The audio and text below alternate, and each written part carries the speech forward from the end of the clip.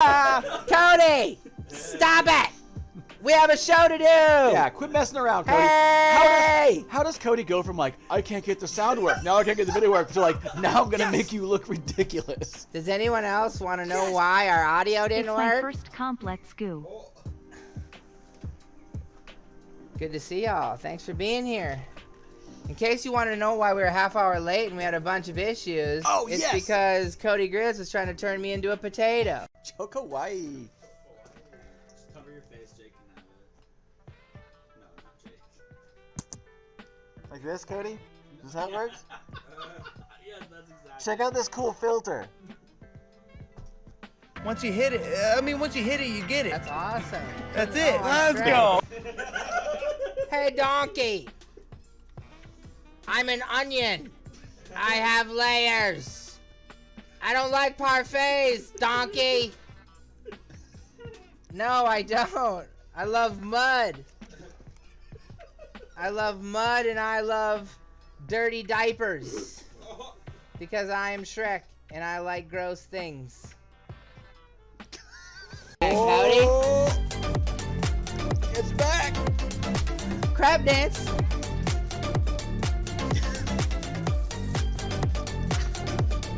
Yeah, I'm doing the claws now. I'm doing the Oh, claws. the claws are next level. Cody's full barfing. That's what's good. We did it. Cody barfed. We did it. We win. Woohoo!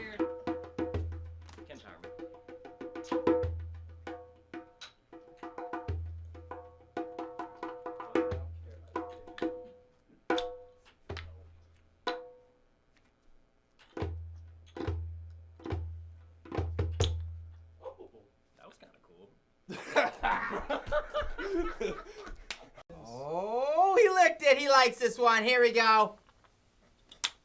Yeah! Somebody clip Yeah! Murph. Murph. It was all Murph. Murph got the yank. Sweets on energy drinks, though, is pretty funny. Sorry, Alex, tonight. Not work at all. Clip that. Somebody clip that. Ah! Who's next? Please be raw, please be raw, please be raw, please be raw, please be raw, please be raw. Meow. Yeah! Yeah! No! Yeah! You got so yoked, bro.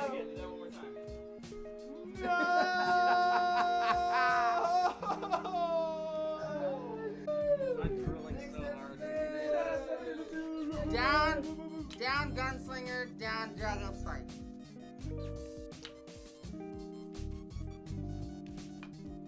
No! No! No! No! Let's go, Julie Hayes, yeah!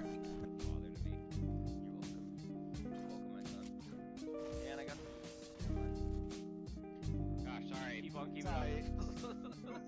Keep on keeping on. I was gonna give you some minis, but you're good over there. Sorry. Oh, Sweet just got pie. Let's go. Let's go. Oh, he's putting the headset back on. Let's go, dude. Away from you. There's nothing that 100 men or more could ever do. I bless the rains down in Africa. I bless the rains down in Africa. I bless the rains down in Africa. I play the rain. Good stuff, dude. Alright. What was that? What did I do? Oh, wait.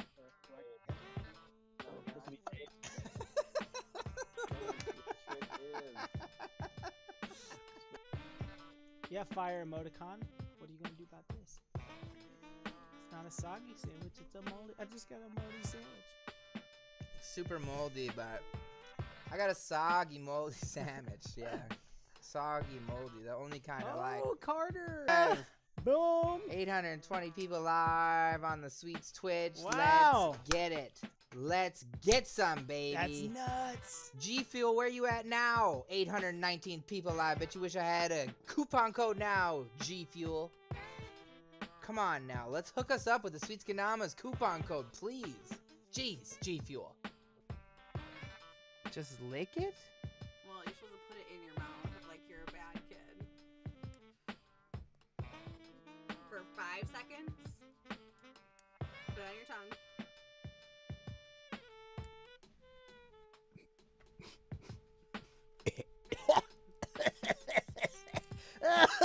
That tastes so bad.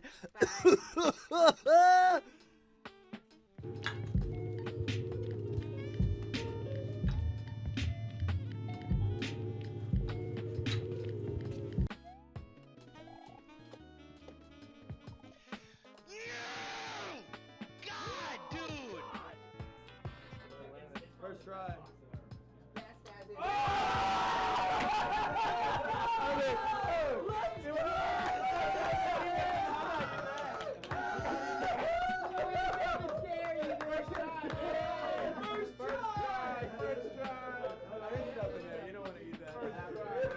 First try, baby. Let's go, brother. That's the grind. That's what it's all about. You don't give up.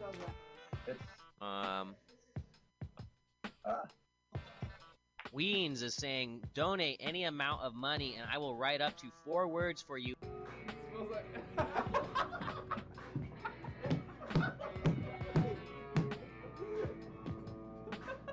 Hey, shout out to the $3 for Sweets getting soy sauce. Dude, I literally almost sent it without even trying.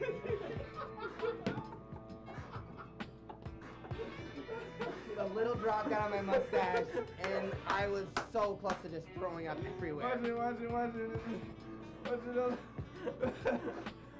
Oh, we're supposed to stall until 4:30.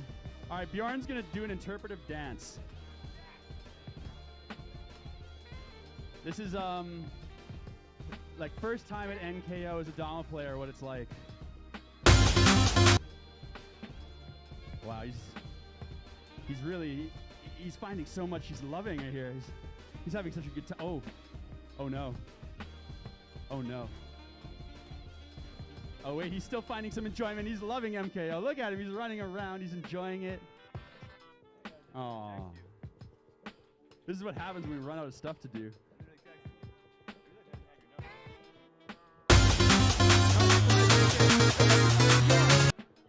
That was beautiful. I know I'm gonna whirlwind check Wee Monkey. First tee, right in the camera.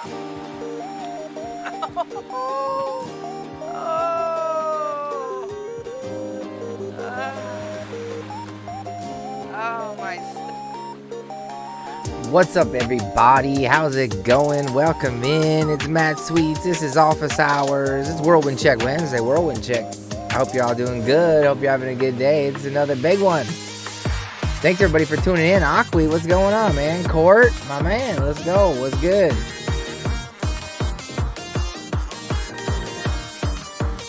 Lacey, Pat, Stace, Krabby, Leg, what's good? Bob, how we doing? Oh yeah, music down a big smidge.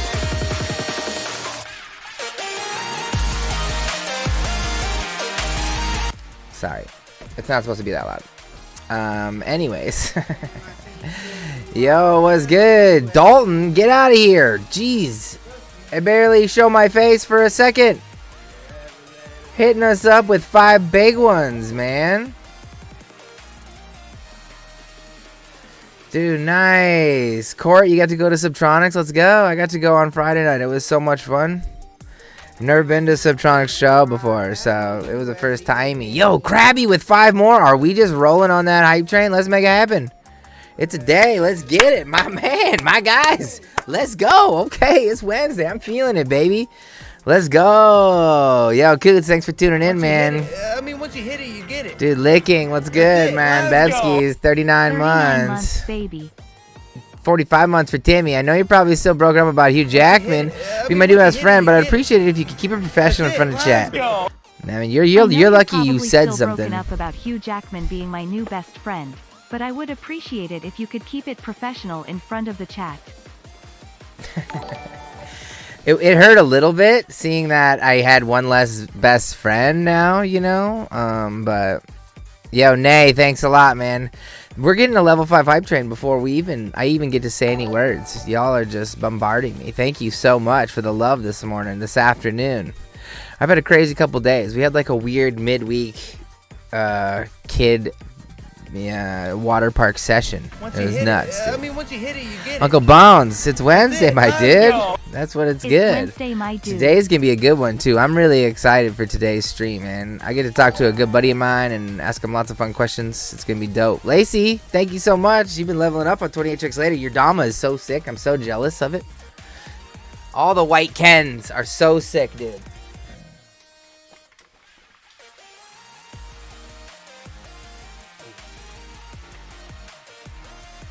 We got fully pinched.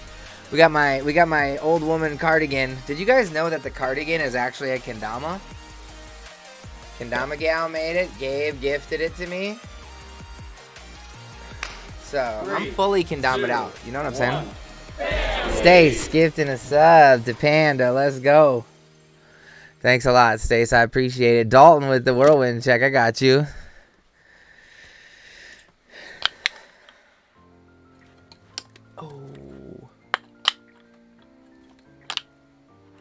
And that's on a mini. Oh, wait. It's just a Sour Mash Ozura. Jeez, look at that bevel. I felt like I'm playing on a trick kendama. What the heck, dude? Good to see you, Panda. Hope you're doing good, man. It's a 6-year-old blanket. That's pretty dope. He did not do a whirlwind check on stage. No, he didn't, man. Damalama Drew. I feel y'all are way too nice. Thank you very much. Damalama Drew, you guys have been consistent with your 5 gifties on the semi-regular, so I really appreciate you guys a lot. Thank you so much. Hope you're doing good, Damalama Drew. Dude, no bevels are nutty. Yeah, Mash has done a couple of my tattoos. He's done a couple of my wife's tattoos as well. They're beautiful. Honestly, they're so nice. Dude, we're so close to our goal. Just like that, we're already above 600 again. Thank you guys so much for all the love this afternoon. I really do appreciate it. Sergeant Woods, what's good? Good to see you. Yeah, so Mash's job currently is tattoo artist, so I'm excited to talk to him about that. Some fun ones, some not fun ones, you know, whatevs. We've traveled to France together. We've done lots of things, dude. We've been in France together. Dude, nice looking bevels. Get off that vape train, dog. That sounds nice. Yo, everyone who's over on YouTube, Facebook, X, what's good? Welcome in. Thanks a lot. Yeah, we hit a level 5 hype train, so I'll be giving a Dama away. Yeah, I appreciate you, man. I really appreciate you, Dama Lama Drew. I'm doing good, dude. I'm doing good. My wife's birthday is today, so we celebrated her by going to Great Wolf Lodge yesterday with the kids, which was pretty cool, and it's like an indoor water park extraordinaire, so it was really fun for the girls to send it yesterday.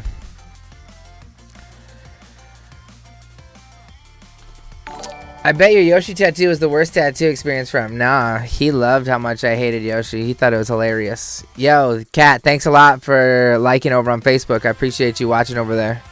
Yo, DJ, thanks a lot for the 22 months. Yo, honestly, this may be the last day you see me with the stash. It would have been chopped if my razor had power, it would have been chopped before stream. But I can't find the charger for it. And I have no way of cutting this monster off without an actual beard trimmer. So I'm like, new thing. Can't see. There's a new thing. We're dropping a new thing this week. Yes. We are dropping a new thing this week, and someone in the chat just guaranteed their chances. If you're subbed up to the channel, we give away a Dama every single stream. So at the very end, we'll be giving away a Dama, and it's a very special Dama. So hang around, because we're gonna do an interview with Mash, watch a little Dama, and then We watch your clips every single week. So if you got a clip you're proud of over 28 tricks later that you've been stoked on, I'm going to watch them. But we may be cut short today. Mrs. Sweets has some crazy work stuff today, so I may have to get the children, which is, usually not a Wednesday thing, but hey, we got to do what we got to do. Keep the stash. Yo, Savage Goat. Tutorials are very difficult. And we have, I feel like, the basics covered. So it's always a tough thing to do because we like doing full Dama and we like doing like other stuff that we create, other content. But tutorials are something that if I do them again, the ones that perform best are shorts now because everyone just wants fast tricks and fast learning. So I may never make a long form tutorial again unless it's super like needed, because people really enjoy getting their information as fast as possible. I was just trying to learn Rubik's Cube the other day, and I literally chose a worse tutorial over another because it was shorter in length. So I'm my own critic at this point. It was a can't see redemption, glasses off. That's a new one, bruh. Nay, you're the first one to do that. I've never seen that ever. All right, here we go. No glasses, 60 seconds on the clock. More tutorials? Word. What tutorials are we missing that you think are crucial is probably the best question. Yeah, I ripped that thing.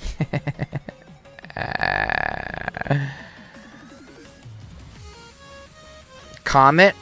Well, see, the problem is, in order to do a tutorial, I have to know how to do it. Oh, we don't have a hook tutorial? I can do that. Let's go. Is the Tamayu and Cody reposted dropping? Or was it a custom from the lab? Wes, that was a custom from the lab that me and Cody were both a big fan of. The thing dropping from the lab this week is yet to be determined.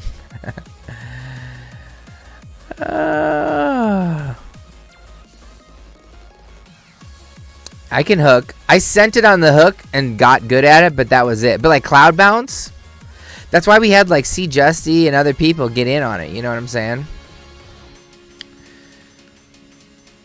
Yeah. I was no glasses sweets for a minute before I realized that looking at a screen all day without my glasses was not a good idea.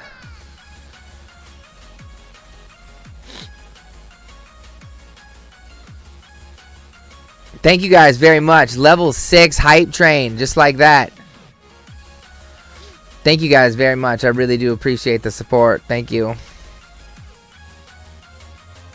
Yeah, Wes. I think it's just a unique Dama, period. It's a really cool, unique design. So maybe it might not be those exact colors because that's someone's personal, Like that's someone's personal thing. I guess I've learned... I've learned a lot of tricks recently, so there's a lot of things I suppose I could teach that I couldn't before.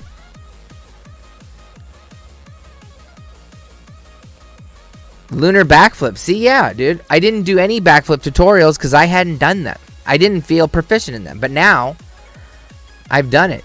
Maybe the first thing me and Coop will do in the new studio is tutorials. Like maybe it's one of the first things we'll focus on in the new YouTube studio is that, because that would be really cool.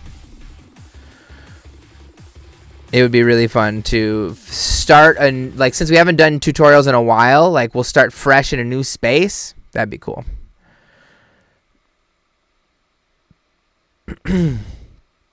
Dude, the pole is, the mustache is a thing. Like, if I didn't think about it so much, I would do it. Like, I would have it on my face every day. But I can't tell you the amount of space it's taken up in my head worrying about it. It's actually insane. Like, that's why I'm about to cut it off. Like my hair. Like, sometimes if you can't stop obsessing over something, you have to just, like, cut it loose. Yeah, everyone loves it. Yeah, like, there is no more unanimous fact that everyone loves my stash. My girls will not be happy Alex didn't look very happy when I told her, but like, oh gosh, man. I literally like, but look at this. Okay, those of you who don't have a mustache. So at a certain point, the hairs, you can't see my lip anymore, right? So that means there's hairs touching my lip all day. Like all day, this is just touching my lip. That sucks, dude. It's literally the worst. So what I usually do is I make it nice and flat. And then I like trim to get my lip free, and then I let this stuff hang. But I haven't had my trimmer, so it's all bushy. And it looks nice, yeah. Great. It looks nice. But guess what? It's so annoying. Yeah, I eat the hairs. I eat the hairs. I drink the hairs. You know how bad it sucks to drink from a glass of water and just... It's the worst, dude. I literally never do anything to appease anyone as far as my appearance goes. And this mustache has been on a month longer than I would enjoy it to be on. So we'll see. It's good. I feel like I should have a stream to keep the stash. Like if I don't raise enough money, I'm cutting it off. That could be a cool reverse sweat. Cause I'm stoked either way. But you guys may go ham trying to keep me not cutting it. That could be fun. Hey, there's an idea. Big money raiser. Yeah, I'm always thinking about ways to raise money with my mustache. No, licking bevels. It's not that long yet, which is good. I will pay to cut. We'll see. And my stream idea is always already dead.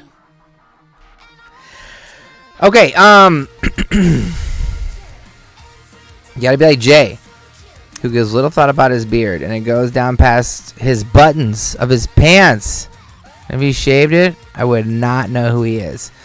And see, that alone, that's like the thing I don't want. That's why I change my appearance always. It's because I feel weird thinking that people expect me to look a certain way, and I can't tell you why. I've had this problem my whole life of wanting to be different and look different and not be the same all the time.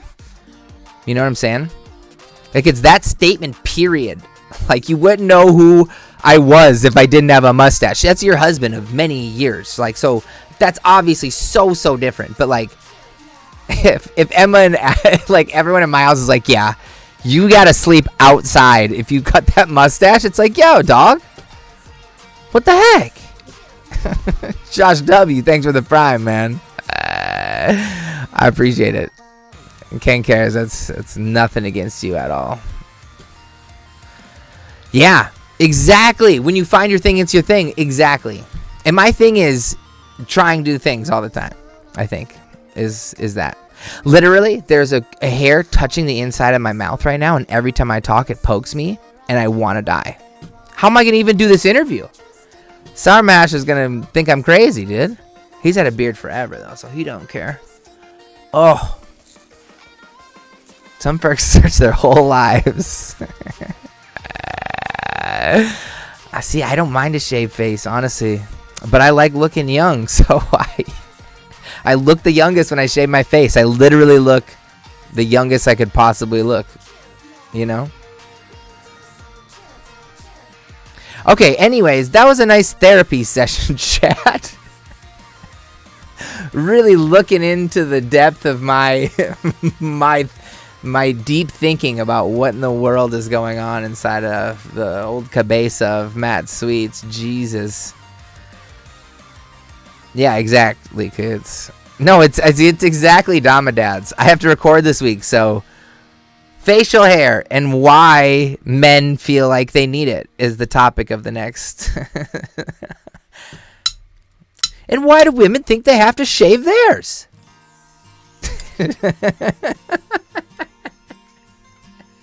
But again, as you get married and as you all those things change. All of those things change. What matters change. How much effort goes into those things. You got your mate. You don't need to do all the things all the time.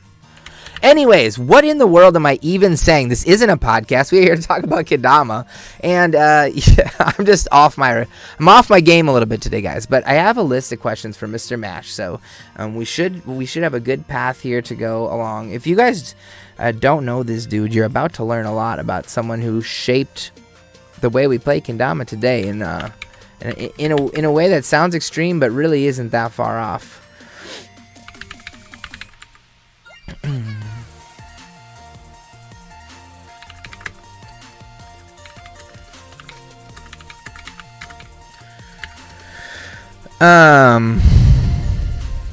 Yo, what up, Dream? Good to see you, man.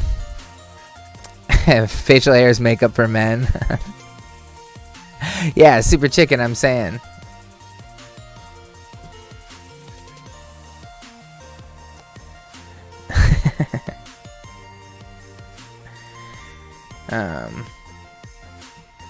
Okay, let's do, we have a couple minutes. We're going to do a quick Wordle, get our brain working, because I'm obviously on a different page. I got to turn my phone off and all these other distractions, because we got to hone in here.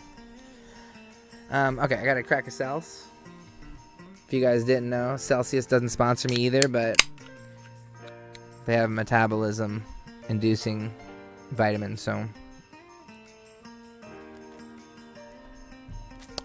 And lots of caffeine. Send it.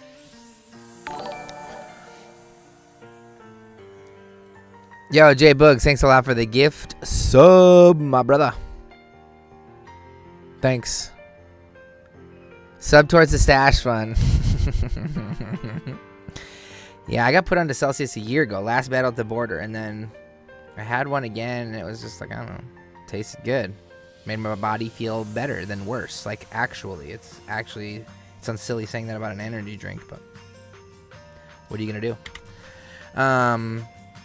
So what if we went Dutch? So no other letters. We know it's not D, though.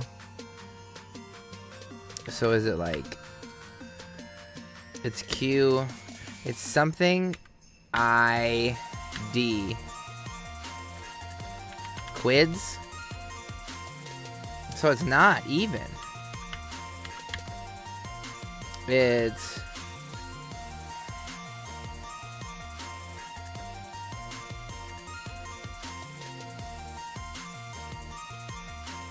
This should be easy.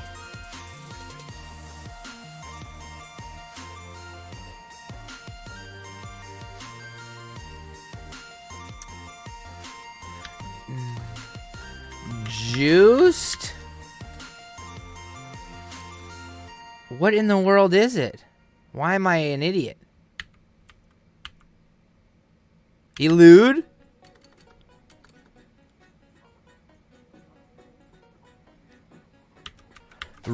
Ruined?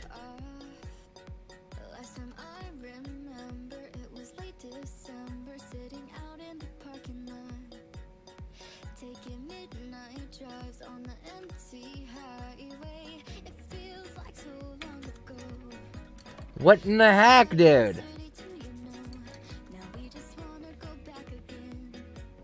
I don't want to look at chat because I know you guys know the answer.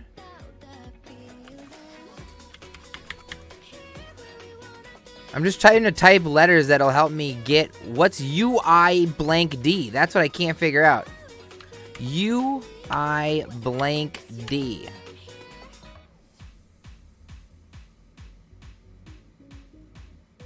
It can't. What comes ND? IND? Right? Is it ND? No, that doesn't make any sense.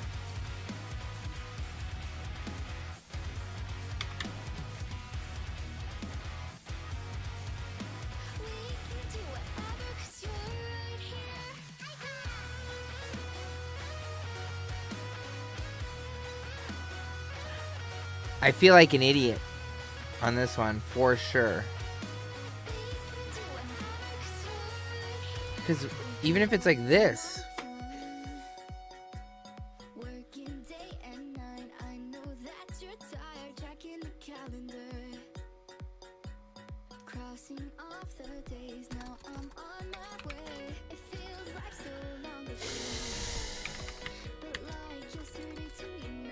I'm not looking at you, chat.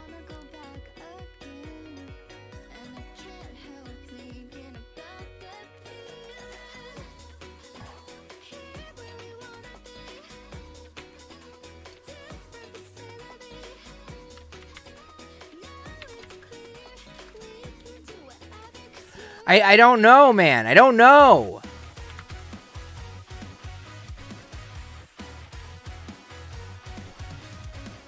I'm not gonna look at you guys.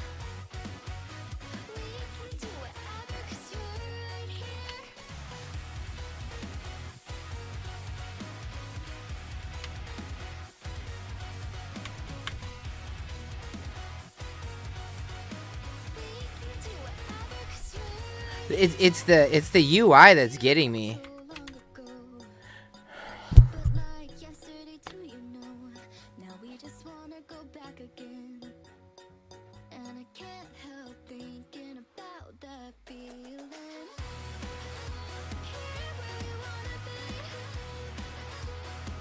I'm an idiot. This is gonna be the worst. My mind is not functioning at full power, y'all. Jesus Christmas. Why could I not figure that out?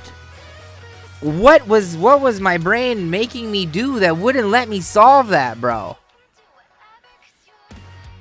God. Oh my jeez, dude. We're done. I'm not even gonna do other things. I am not meant to be flexing brain power today, y'all. Jesus Christmas. Honestly, you guys watch me do this every week. I couldn't have struggled harder with that if I tried. Jeez. Yeah. I assumed all chat was, because I saw it moving. I just assumed it was y'all screaming the answer. Governors, now we don't have any plans to bring back the leather hats as of right now.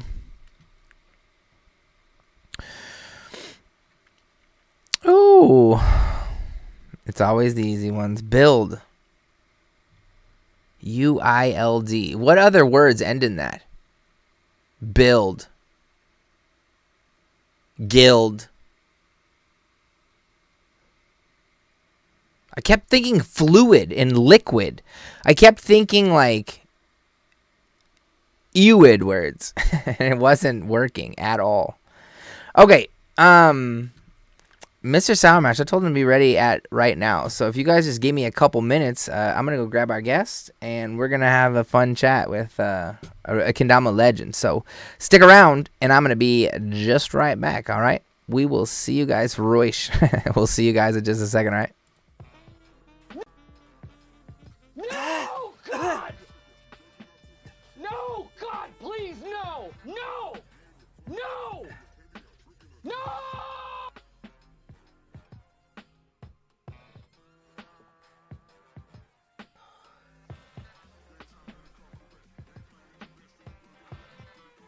Oh, that's way worse than I expected it to be.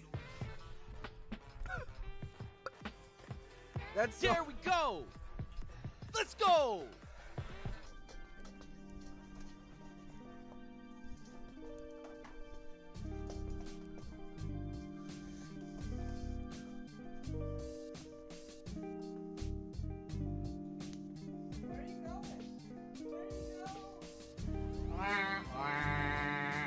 Dude.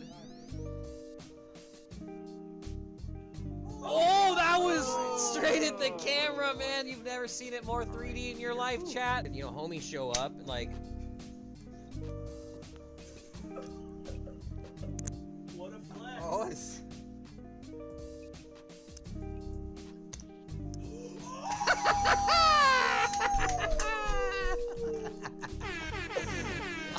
After 5 years of producing Kendama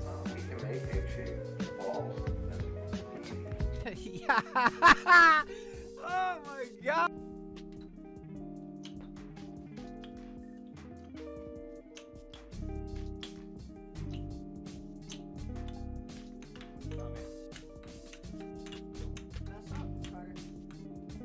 Oh my god! No! What's going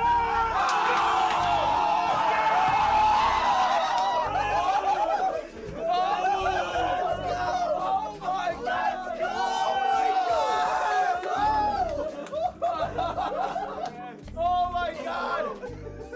No way! Hey! Juicy Joker!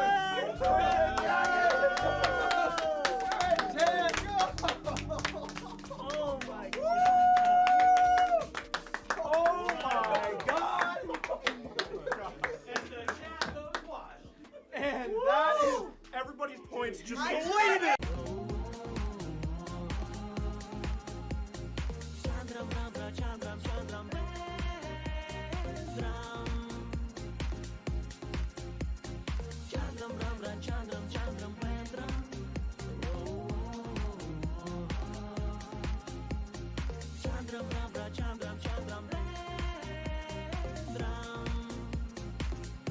But might just like slide back in that style and like, you know, I'm not trying to like. Not trying to send it all the way fully back. What is this? Oh! What the heck? Hey! Cody! Stop it! We have a show to do! Yeah, quit messing around, Cody. Hey! How does Cody go from like, I can't get the sound work, now I can't get the video work, to like, now I'm gonna make you look ridiculous? Does anyone else want to know why our audio didn't It's work? my first complex goo. Good to see y'all. Thanks for being here. In case you want to know why we were a half hour late and we had a bunch of issues, it's yes! because Cody Grizz was trying to turn me into a potato. Choco Hawaii. Cover your face, Jake can have it. No, not Jake. Like this, Cody? Is that how it works? Yes, that's exactly. Check out this cool filter. That's awesome. I'm Shrek. All right, everybody, welcome in. Today we have another interview, another good friend of mine who is a legend in Kendama, who changed the game in painting. He was someone I looked up to for a long time, and you guys can all thank your sticky Kendamas to this dude right here, Steve Pilkington, Sourmash. Thanks a lot for joining, man. How you doing? Good, man. Doing good. Thank you for having me. Dude, no problem, buddy. I've been going down my list of Dama nerds, Dama heads, old people like me who were in the Kendama in the very beginning and getting us together to chat about old times, because we don't get to do that all the time, you know, and a lot of people in chat don't even know half the stories that, you know, we think are the best ones. So it's good to have you on, man. Right? It's been a long time, man. Dude, it's been a minute. When did you start? Like, I mean, I always love, we go chronologically around here. So if you could give me a date when you started and like, what was your big bang moment with Kendama? I don't even remember, honestly. Like, Jake gave me my first Kendama. It was a TK16. Oh. And, yeah, I don't know when that was. Was it in like 2009 or before that or something like that? Well, if you were in the Matt Rice era with Jake Weens, you know, it was 2009 that you guys were starting to play like at places and at things, and like Kendoppler Radar. We went as far back as that. I don't know if you remember like the squad, the Kendoppler Radar, but that was like 2009-ish. Yeah, must have been some time. But yeah, I don't even have that Dom anymore. I won the other day. I drew on it. It was like the first thing I ever drew on as far as Kendama. Word. Yeah, who knows? Oh dang, I lost you there for a second. Sorry, we had the Wi-Fi signal is crushing us a smidge. Yeah, sorry. Oh man, is it on my side? I think so, because I'm hooked into the DSL, so you're just a smidge. If you move too much, then I lose you. But if you stay a little still, I think it's chill, you know. So you just like get a nice pose Okay. and we'll chat. I'll try and yeah, I'll try and stay still. Oh. Oh, that's so funny though. So the first thing you did to this kendama that you got was like start drawing on it. Are you? Yeah. So let's go back before kendama then, and learn about you as the human. Where did you grow up, and was like art something that drove your life as a child, like through school? Pretty much, human me. I've been drawing forever, man. Like, it's just one of those things. Like when you're a kid, like you find something that you're just inherently like a little better at than other shit. So I sucked at sports, but I was good at drawing on shit. Yeah. So that was pretty much it. Like I would draw little funny pictures in class and fucking get other students to laugh and shit like that, and get in trouble for them. Yeah. So Stuff like that. yeah. So when college came around, did you go to college? Did you pursue art as a career? Yeah, actually, that's my expensive ass piece of paper right there. Hey, let's go. I went to school for film and television, and then like majored in directing and acting, stuff like that. Dang. Okay. But that's also where I met Bryce and Weens. Really? Yeah. What was the meeting like? Went to the same college. Oh, dang! You guys all were just classmates, like taking a film studies class together. Yeah, actually, I didn't meet him in school, but we were all in school at the same time, so we had access to all gear and shit like that. Dang. Me and Weens worked together as a host at this shitty ass restaurant. What? Okay, tell me about this. Yeah. Have you ever heard like Billy? They're kind of like Dave and Buster's. Dave and Buster's actually bought them out. You said it's Dilly's? Jillian's. Oh, Jillian's. No, I've never heard of that. Yeah, it's literally Dave and Buster's bought them out, and this their like flagship store in San Francisco. And so me and Jake worked in the fucking front as like hosts. They just wear these like black button-up shirts and fucking slacks and shit, and stand there and be stupid. Dang. And so did you know each other before that job, or was that literally a place where you became friends? Yeah, that's literally how we met. We used to just hang. It was so boring because there wasn't shit to do all day. So we would hang out. You know how Jake beatbox and shit, right? Yeah. So I would like do little funny songs and raps over his beatbox, and this is basically how we would kill time all day. No way. Yeah, it was the pre-Dama days. That's so sick, dude. See, I just learned something about you that I didn't know. Like, I just assume when you guys are homies in San Francisco, it's like, oh, Kendama was your reason you became friends. But, like, that's not always the case, right? Like, it could be, like me and Gabe, my business partner, we met at Interlock in a country club serving food. Same thing. You just get to know somebody a lot better when you work with them every day, you know? Exactly, man. It's especially like restaurant biz type shit. Yeah. But yeah, this would have been like, fuck, man, like 2002, 3, 4, something like that. Dang. So this is like, so did you move to San Francisco? Yeah, in 99, I moved there. Dang. Okay. So you moved there in 99, and then you met Jake a few years later at this serving job or hosting job. Yeah. Because my dumbass took like 6 years to get my bachelor's. Yeah, okay. No, maybe not dumb. I mean, I took 4.5. I think we just had a little fun along the way, right? Most definitely. I was doing way too much graffiti that first year. Ended up getting kicked out of school within like a year and a half. And then I took like a year off and just like, I worked on like a few animations actually. I did the sound for a couple animations, and then I was like, you know what? I think I need to go back to school.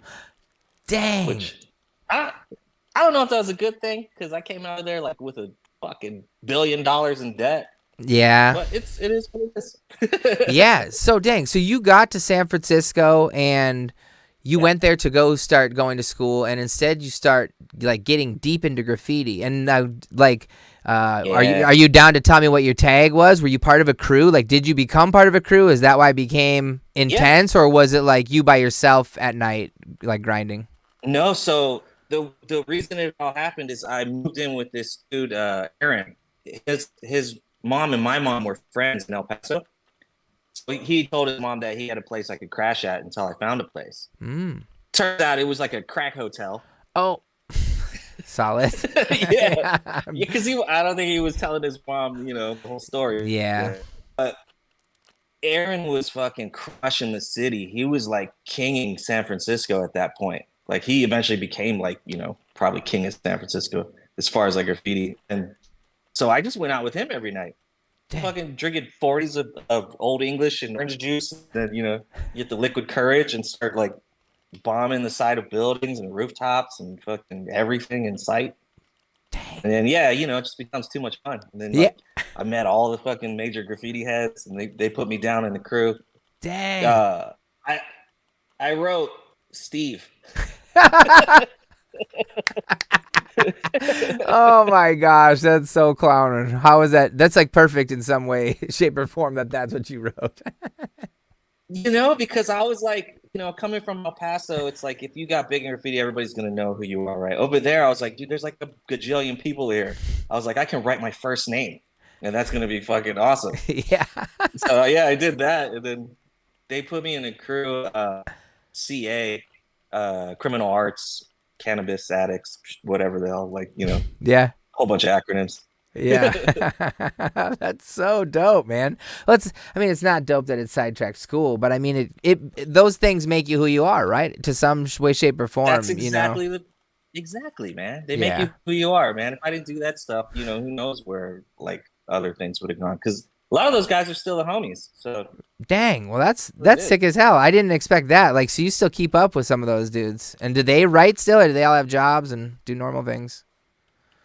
Both, because you gotta pay bills and shit. So. Yeah, of course. Yeah.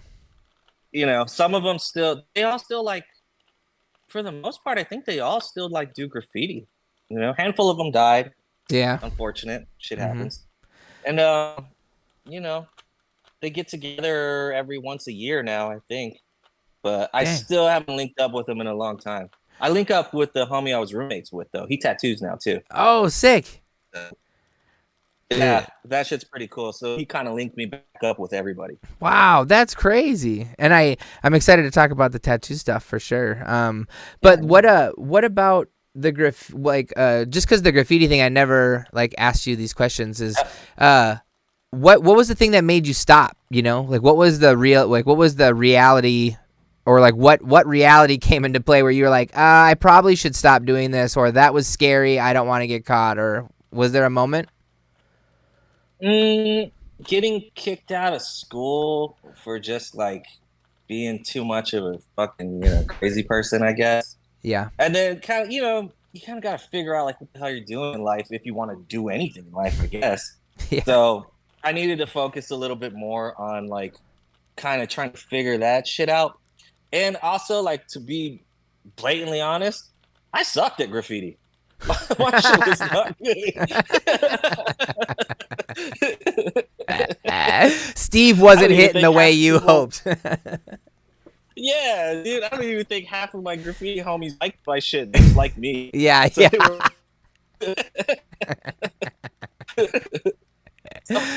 yeah, I just kind of was like, you know what? I still love doing little fucking toss-up tags and shit like that. It's fun as fuck, but like, as far as like ever becoming a thing, some graffiti artists turn into like graphic designers or tattoo artists. Actually, that seems to be the main thing they turn into. Yeah, it's the easiest way to make money with the skills you got. Well, easiest it maybe is the wrong word, but like, yeah. Yeah, I can use talents to live life that way. Yeah.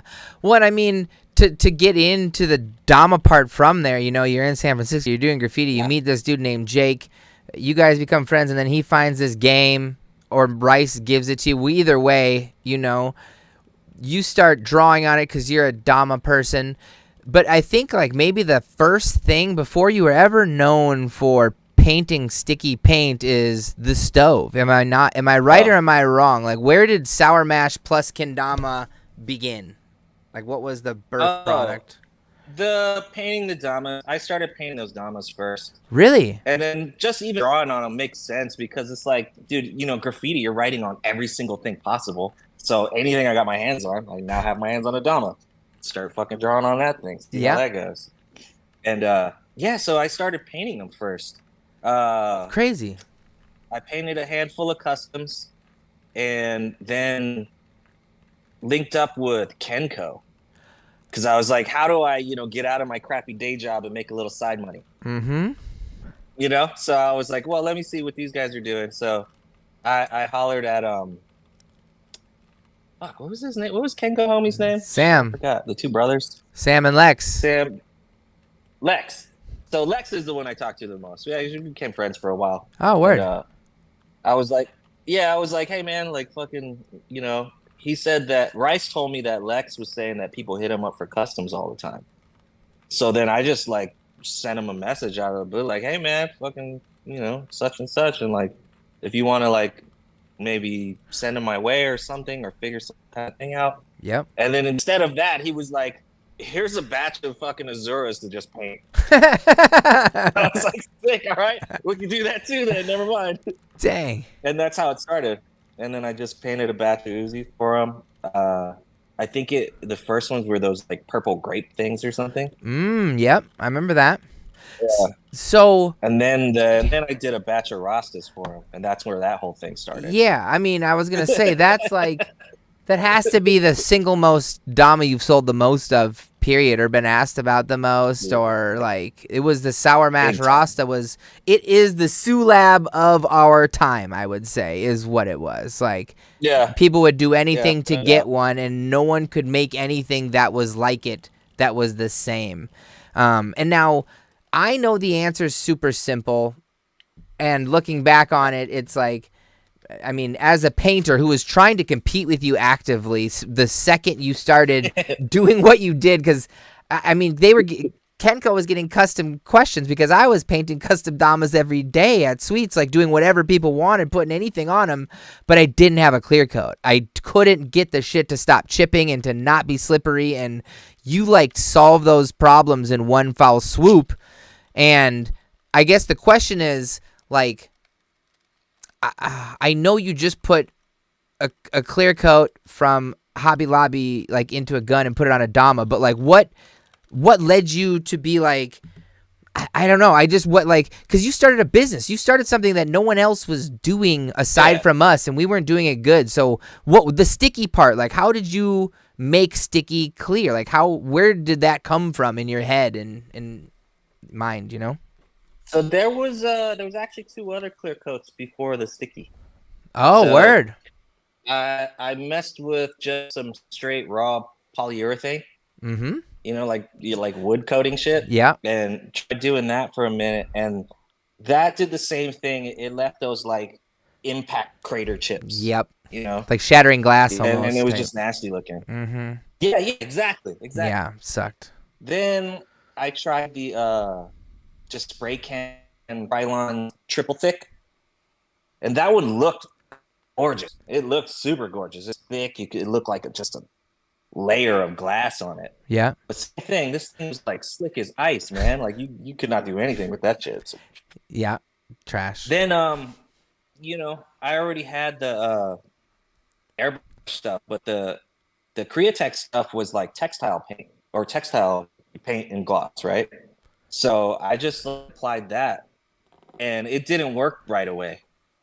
It took figuring out the application technique. Was basically the secret behind that shit. Yeah. You know, and then once I figured out how to stack like a gajillion layers and have them work, that's when it became like that. Yeah, and then that was, you know, it. But it was still like, it was literally like a formula of how to achieve that through technique. Yeah, because you didn't just paint ball, put ball on spinner, spray paint, equals done. You know, it was like, it's kind of like this, you know, talking to Cabal making the first reses. It's like mad R&D to figure out the right ratio of things, because it's not just paint either. Like, you have reducer, you have other things that you're like honing in these things to like make it right. I know you use heat a lot, and like that was something that no one else did. That was like your, to me, it was your secret sauce. It was the thing that like in person. Well, so for those of you who don't know, Sourmash for many years traveled to every Kendama event and had his own booth and just painted damas at the booth. Like that was his booth all weekend. Before he came and tattooed us at events, he was just painting damas and like spraying it right there. But like with the heat gun, you were able to give someone something almost playable, like within the length of the event, which is kind of crazy if, you know, for anyone who paints stuff, you know, it's an insane feat. Right? Yeah, that was kind of the idea with the heat gun, but the heat gun I also used in production too, you know. Oh, really? If you, it just like gooey enough where it didn't rip. And that was a big problem for it too. You put on layers, you know, it starts dripping. And then it just fucks everything up. Yeah, but if you put on the right, you know, little millimeter of shit on there and then hit it with the heat guns, it would just freeze up for a hot minute. And then you could, you know, do more layers. Like even the ones that we did on like tour and stuff, it definitely weren't like production quality shit. You know? But you can't achieve that in like 20 minutes or whatever. Yeah, it's a custom in person. And when you say on tour, you were on tour with the Roots. You were on the KG Roots tour. And when I talk with Wrights, it was like Kendama USA and then you and Rice, essentially. Like that was on the tour.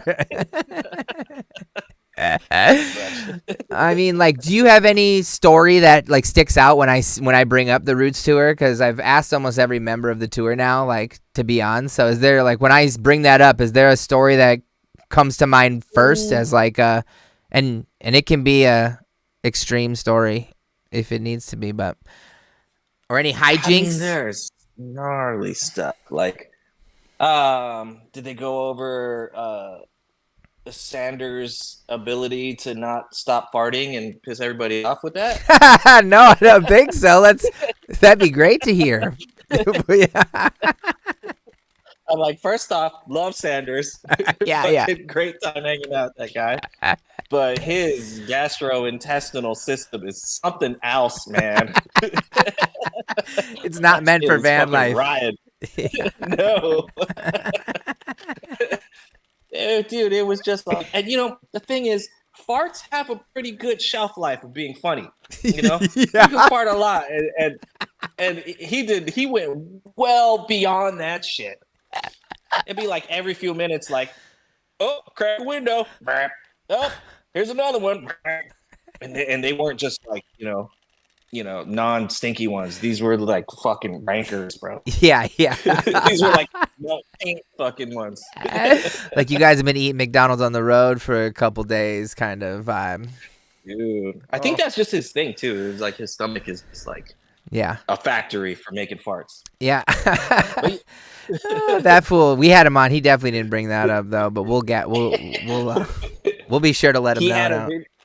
He had a video that was, I forgot where it was at. It was like in those early days of like YouTube or some shit like that, where it was like the longest fart ever or something like that, like holding records type shit. Dude, that video was fucking hilarious, man. It was super long. I still don't think I've heard anybody ever fart that fucking continuous. And this video was like in the depths of somewhere because he had to look that shit up. Like you couldn't just find it. So it's on a Vimeo platform somewhere, dude. 100%. Because that's something else. After I leave these, I'm literally typing it out. Because I always try to find videos that like afterwards that we always watch Kendama history videos to like remind people of old videos and stuff. So I try to think of like as we're going through this, like what is like a video that you remember early on in Dama that like it changed you, or that was like you went, holy crap, like Kendama's kind of crazy. You know, were there videos in the beginning that you remember? Bitter beans. Gosh, yeah. I mean, as a friend of Jake's, you had no chance. You had no choice but to know who Bitter Beans was. But they were They were some of the That best. shit was so good. It was just on a Hell different yeah. level, you know? Like, they'd have 1 million TikTok followers now if they were making that shit back then, you know? Easily, dude, for sure, man. Yeah. But yeah, other crazy stories was there was a hotel one in like Portland. It was like, I forgot what the name of the Phoenix or something like that. Mhm. But yeah, that was like a Dave Mateo story. That one was just fucking hilarious. Like, I don't even remember exactly what we were doing. There's just all these like hotel stories from that tour. Yeah. When we were like tying a bunch of, strings together to make the drama go like 4 floors down or some shit. Yeah. That was then at they yanked it up to get a spike. Yeah, what was that one? that was at a Dama event. You remember that though, right? Of course I do. Yeah, because we just talked about it with Rice too, because that was one of the few events he actually went to, like, and was present at. And I think it was Battle in Seattle or a Tacoma Takeover or something like that early on, 2013, 2014 ish. But the hotel stories are insane, and Dave was the king of messing up hotels when he was in a prime state. Like, there's like 4 hotels in Japan we're never allowed at because of Dave's ass. But like, that's just how it went when we were traveling. But we were all young, dude. I mean, young is younger. We were all a lot younger and just didn't care enough about the places, man. Yeah. And now we're trying to throw events, and as people throwing events, I'm like, gosh, you hooligans, why don't you just be nice? Why do you got to throw stuff out the windows? What's going on, dude? Right? Yeah, like, honestly, I was like, what old sweets, what were you doing, dude?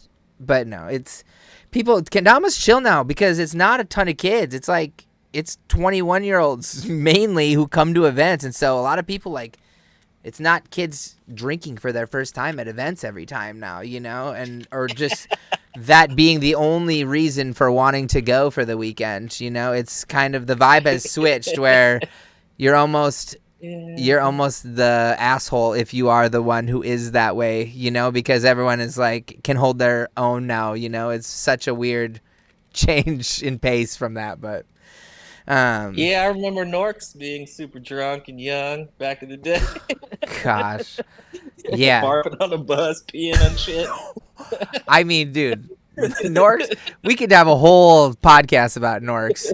I actually have him scheduled to come on soon, so it should be an interesting one for sure. Anna's in the chat. She wanted to say what up to Uncle Mash, so got a shout out. Oh, what up, Anna? Hell yeah, Sim Sim. Yeah. Me and you traveled together too. Something I wanted to bring up just to like relive old times. We went to Europe together to the EKC, dude. Was that one of your first times in Europe, or had you been over there before? That was my first time in Europe. Dude, what did? Yeah, I hadn't been there before. Remind me of the event and why you specifically were out there that time? Because Sunrise sponsored me to come through. I knew there was something I couldn't remember, dude. Okay. Sunrise Kendama. 1 in chat if you know what Sunrise Kendama is. 2 if no. But it was when I started Sweets, it was Kendama USA and Sunrise Kendama were the only 2 like Kendama things I could find that were of any size or stature searching the internet. And you became good friends with David, didn't you, in the beginning? Yeah, actually, that was through why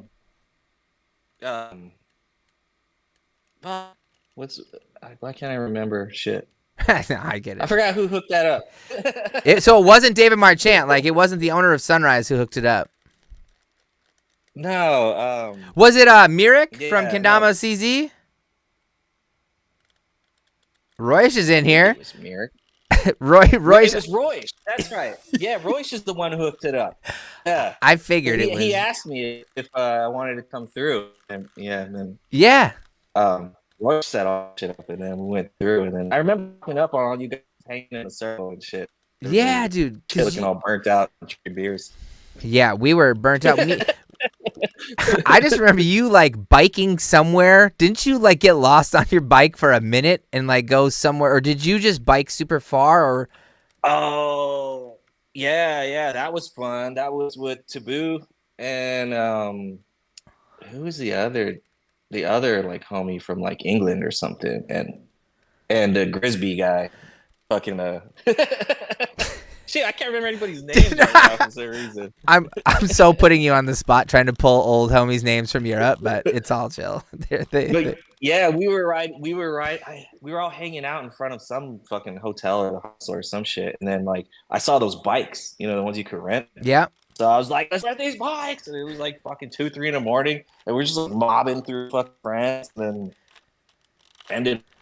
I think Merrick like tricked us into riding to his like hotel, and then like, all right, bye. Like, fuck, man. I don't know where the hell we're at. And then yeah, I got sick on the side. I barfed or something. That was a wild night.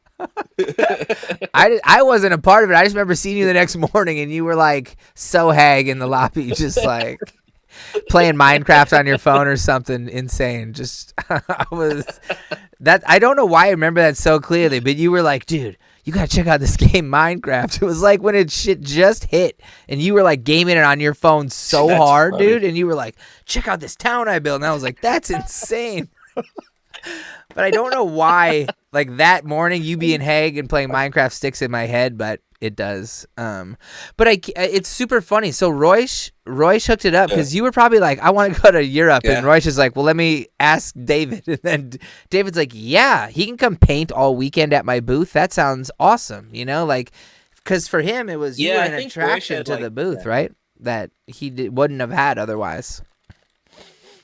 Basically, yeah. I think Royce had mentioned something about that, and then asked me if I wanted to come through, and then had it all kind of set up. Because this was like I missed the Seattle stop or something like that on the tour. I think it was the second tour. Oh, word. And so I skipped that right at the end and flew over to Amsterdam, then France or wherever. Yeah.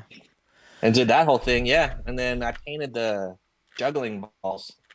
Oh, that's what you were doing too. I forgot about that. See, dude. Yeah, we were set up on the side of the thing, and I painted some of the sunrise tamas, and then painted some of the juggling balls. Dude, whatever you put in your hand, dude, you just ink it up. That's just how you do it.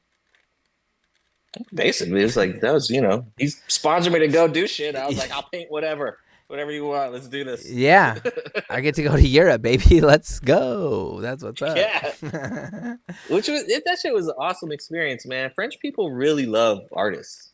I didn't know that beforehand.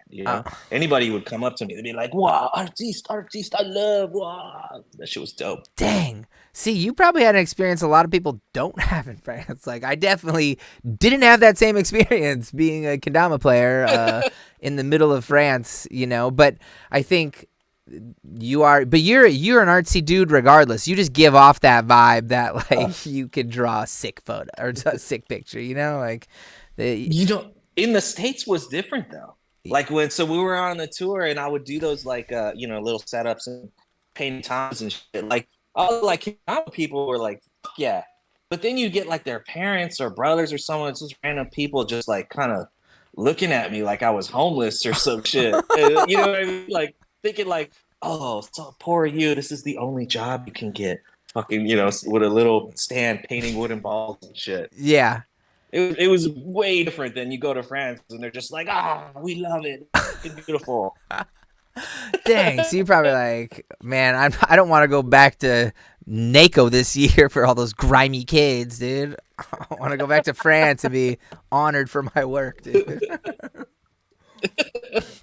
And definitely different. NACO was always good though.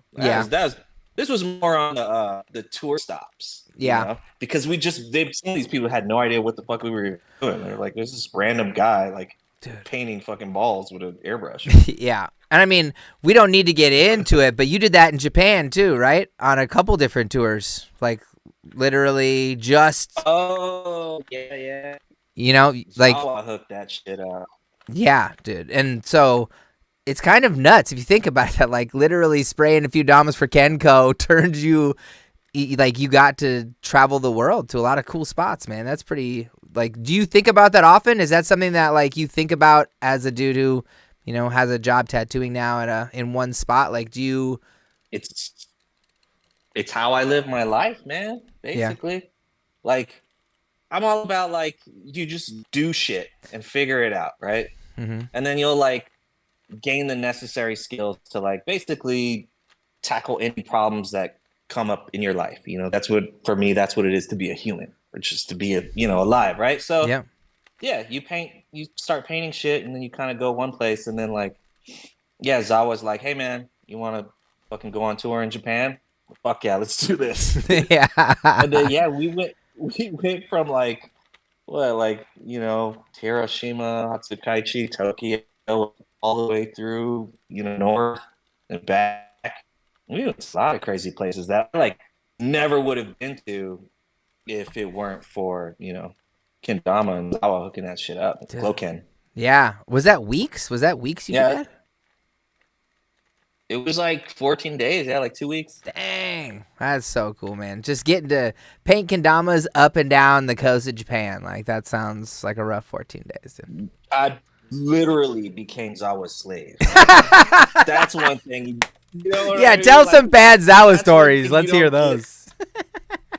God, like, that's one thing you don't get. Like, I didn't understand that. Like, being a visitor to Japan is one thing, right?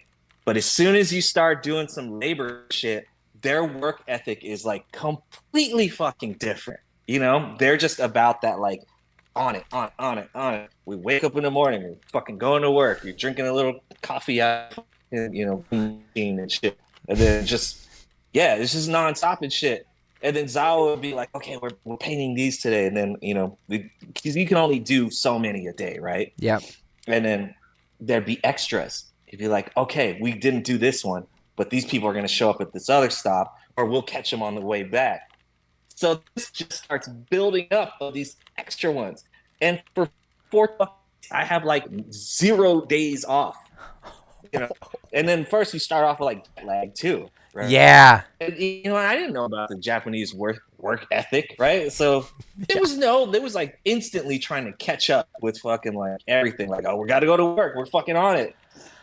And there was this director, this famous Japanese director, like movie director, right? He changed the game for like filmmaking, what the fuck was his name? Something Ozu or something like that. But this is how badass this dude was, right? So when he passed away, he had his gravestone unmarked. And then left clues, like some Zelda shit, on how to fucking figure out where his fucking grave is. Yeah. So I looked it up online, and we were going to be passing by close to that shit. And that was like my guy. So I was like, Zawa, I need a day off. Let's fucking go. I want to see this fucking grave. I got the Google instructions on people left, on Reddit and shit on how to fucking get there. And so I was going to go. And then he was like, yeah, we go. And then last minute, he's like, yeah, we passed it already. We don't go. I was so fucking pissed. And instead, the day that I had off, he's like, oh, we got to paint like these like 6 kendamas that we missed. And I'm like, okay, only 6. That's it. And I'm fucking like doing nothing that day, like just hanging out. 6 turned into like 8, turned into 12, turned into like 13. And I fucking yelled at Zawa and shit, all mad. Like, you, man, I'm not fucking painting these. You told me there was only like fucking 6.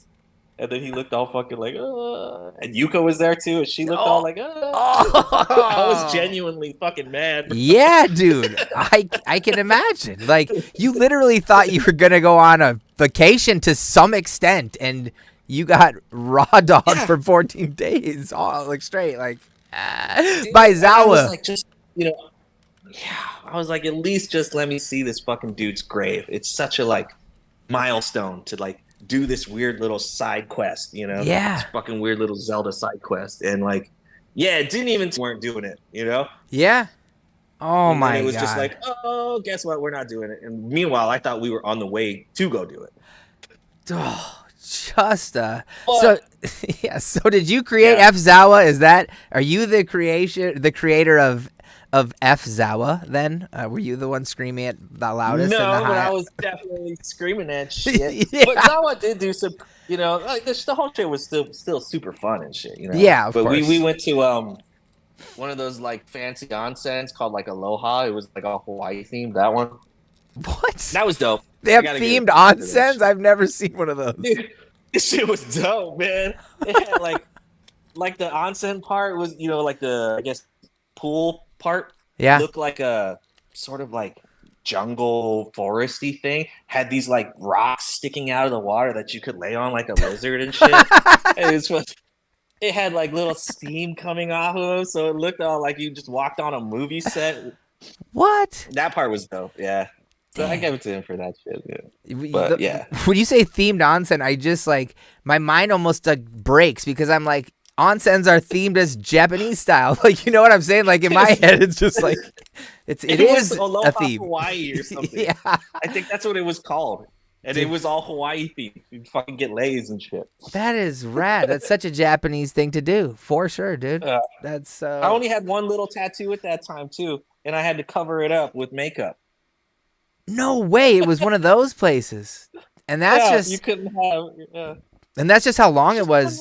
What was that? 11 years ago? You did that? 10 years ago? It was like 2014 or something like Yeah. that, maybe. Isn't that crazy? In 10 years, onsen rules have changed, bro. Like they accept so many more tattoos now. Like it's such just because everywhere else in the world is so normal that it's like they have no choice with how much tourism is there to stop doing it. So there are actually like they specifically let you know now if you're allowed to, no matter what. And there's very few who just tell you to F off now. So it's cool for that reason. Last time I went to Japan, I was debating on like if I should bring some like tattoo gear and shit. Which in the last minute I didn't, which I'm glad because I think I would have got turned around. Oh, really? Home for that shit? Yeah, or they'll make you toss that fucking gear, which is super expensive. Dang. But they barely legalized tattooing or deemed it an art form by their like Supreme Court in like 2022. Yeah. So this was only like a couple years ago. Yeah. Before that, it was still like medical license shit. Yeah. Oh, I suppose. Yeah, Yeah. because I've gotten tattooed in Japan, and every time it's been a around the corner type of vibe. It was never been like, you know what I'm saying? But like, I've had some of my best stories in tattoo shops in Japan, so I definitely have one. If you ever go back, that the owner is the homie. So if you want a place to go and work, I have a place in Osaka that is. I've been tattooed like 3 times now, and it's.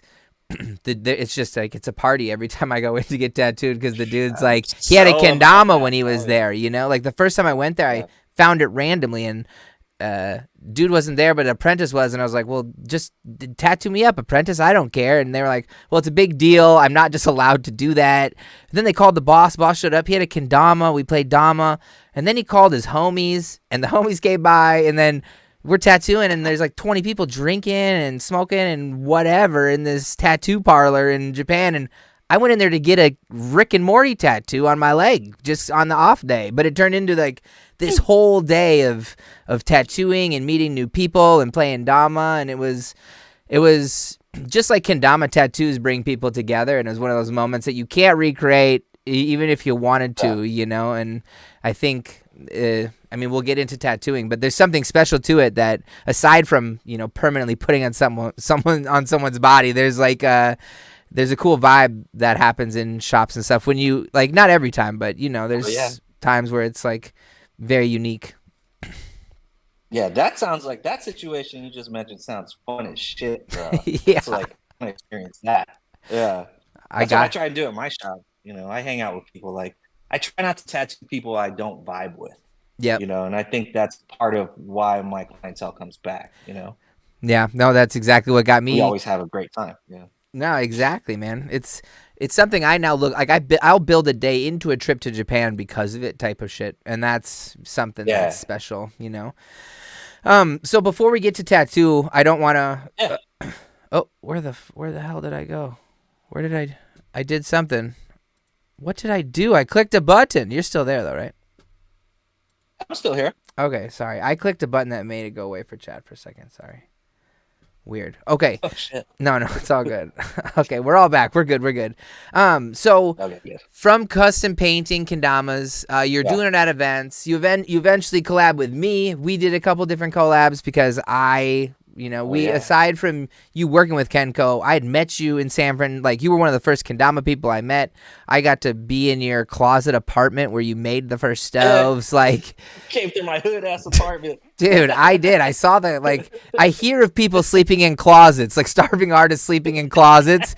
This fool's bed was literally in a closet, and I couldn't believe it. As a kid from Minnesota who's traveling for like one of the first times to like a city outside of Minneapolis, I was like, damn, Max is out here really doing it as an artist. And it was like your walls were just lined with art that was ready to be sold or taken to a gallery, or like you were full artiste mode. And I'll never forget those days, because it was my first Kendama trip. Like, it was, I was learning everything I would know about Kendama from Jake and from you guys and what you had done, because you've been playing Kendama longer than me, so I like looked up to you in a way that is weird thinking about now, all these years back. But being in that apartment, I was like, I can't believe I'm in this dude's place. Like, it's so funny. Like, can you believe I brought girls to that fucking gnarly spot? I can't believe you did either. I can't believe they didn't turn around, dude. Holy. That was a queen size bed in that closet. That closet was huge. I mean, it was as big as the rest of the apartment, just about, dude. I mean, that thing was so tiny, bro. Okay, but I get super sidetracked because there's so many fun things to talk about. But this is one of the first Damas I commissioned from you, and literally the first. And it just says Sweets Kendamas, but you put like some cool little unique hits and a clock, and it was, I don't have a lot of Damas. Tattoo inspired stuff. Yeah, it's all script. Like, it was at a point where you were doing a bunch of like script writing. And oh no, dude, it says Sweet Sour Mash. It doesn't say Sweets Kendamas. It says Sweets Sour Mash on it. Sick. So it's just like, dude, will you just make me something? And this is what you made me, and sent it over. So I was like, sick. So that was like one of my first.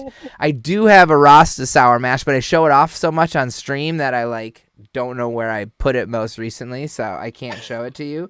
But this is another one that for some reason I just fell in love with it, and I think it was at a Tacoma Takeover event that I just came and bought it off your table because I loved the simple double tracking of it.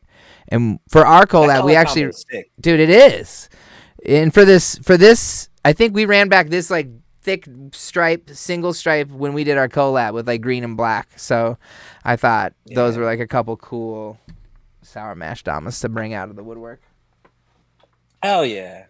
Okay, so from doing some collabs and stuff, we get to the age of people making their own companies and doing what they want and having their own shapes. And so you eventually started Sour Mash Kendamas, correct? Yeah, eventually I just wanted to have my own branded Ken. And so, yeah. At that point, we all were kind of like sort of dabbling in like which factories to order them from. And I think you guys had already like, you guys already had all that shit dialed in. So all I had to do was just like, hey, which one do I go to? Yeah. Hey, welcome to Kendama in 2024, Mash. Like, it's even worse now, dude. It's insane. Okay. I can imagine. Yeah. No, I just put the logo on it and then just basically, did what the homies were doing. Yeah. All it took was just having a stack of money. Yeah. Fucking invest and having enough balls to be like, all right, we're sending this. Was it cool to be able to like be your own marketing team? Because I feel like for a while you did what other people wanted or what like sold, but when you created your own company, I remember very clearly that you had to like brand new designs, or like you tried to brand new designs and new colorways, and like was that fun for you? Was that harder, like after being well known for something else? Like, do you remember the business side of it? Did you like doing it? So I think for everything, like one of the major things that I really, really like is like puzzles and mysteries and shit, right? Mm-hmm. Because it's like something you gotta solve and figure out, and it gets your brain going and it breaks that shit to try and figure it out, right? Mm-hmm. So that's kind of what that was for me. It was like, okay, now we gotta understand marketing better. Because I had a little bit of it before, but now, when you own your own shit, that's like a major part of your fucking business is to do marketing. So now it was like, okay, let me figure out how to actually do marketing. And so I read like, marketing school books and shit like that and tried to figure it out. And, got so far. That's when I started discovering, which stuff I should have already known, is that when it came down to it, nobody gave a fuck about my designs. I should have known that already because it's only like the hardcore collectors. They were like, yeah, we like this new design or whatever. But the majority of the stuff that was just like the same question I got with like everything. Probably the same question everybody got around that time. Is it sticky? Is it sticky? Does it sticky? Is it sticky? Does it do this? Does it go? Yeah. So yeah. And then, so marketing new shit, I would get like super excited about like, oh, I spent all this time making this new design. I'm all fucking stoked. And then it's like, wow, that's nice. Is it sticky? Yeah. And then you sell like 50 less than you wished you would have sold on drop day. Yeah, the first drops were real good. And then it just was a slow, like, bang. Yeah. And that was a tough time in And then, Kendama too, because it was 2016-ish, I think, too. Because that was. Did you hit the Romania bop or no? Were you making damas during that? No. I was tail ending out of that shit around that time. Yeah, that was the hardest Business was time. too slow. Yeah, that was next to these last couple of years, 2016 was like the hardest time in Kendama because Romania hadn't hit yet, and we had no sales coming from America really at all, or like you said, it was just like it had been declining for a minute. So, so 2016, you kind of are like, okay, painting Kendamas isn't paying the bills, or even if it is, it's not as easy as I wanted it to be. When did you start? Thinking other things. What led you to be like, okay, I got to find a new gig? Well, the total fucking monkey wrench collapse was the Canada experience. Oh, no, that's true. I forgot. I mean, okay, maybe give us a quick Canada experience and tell us what happened.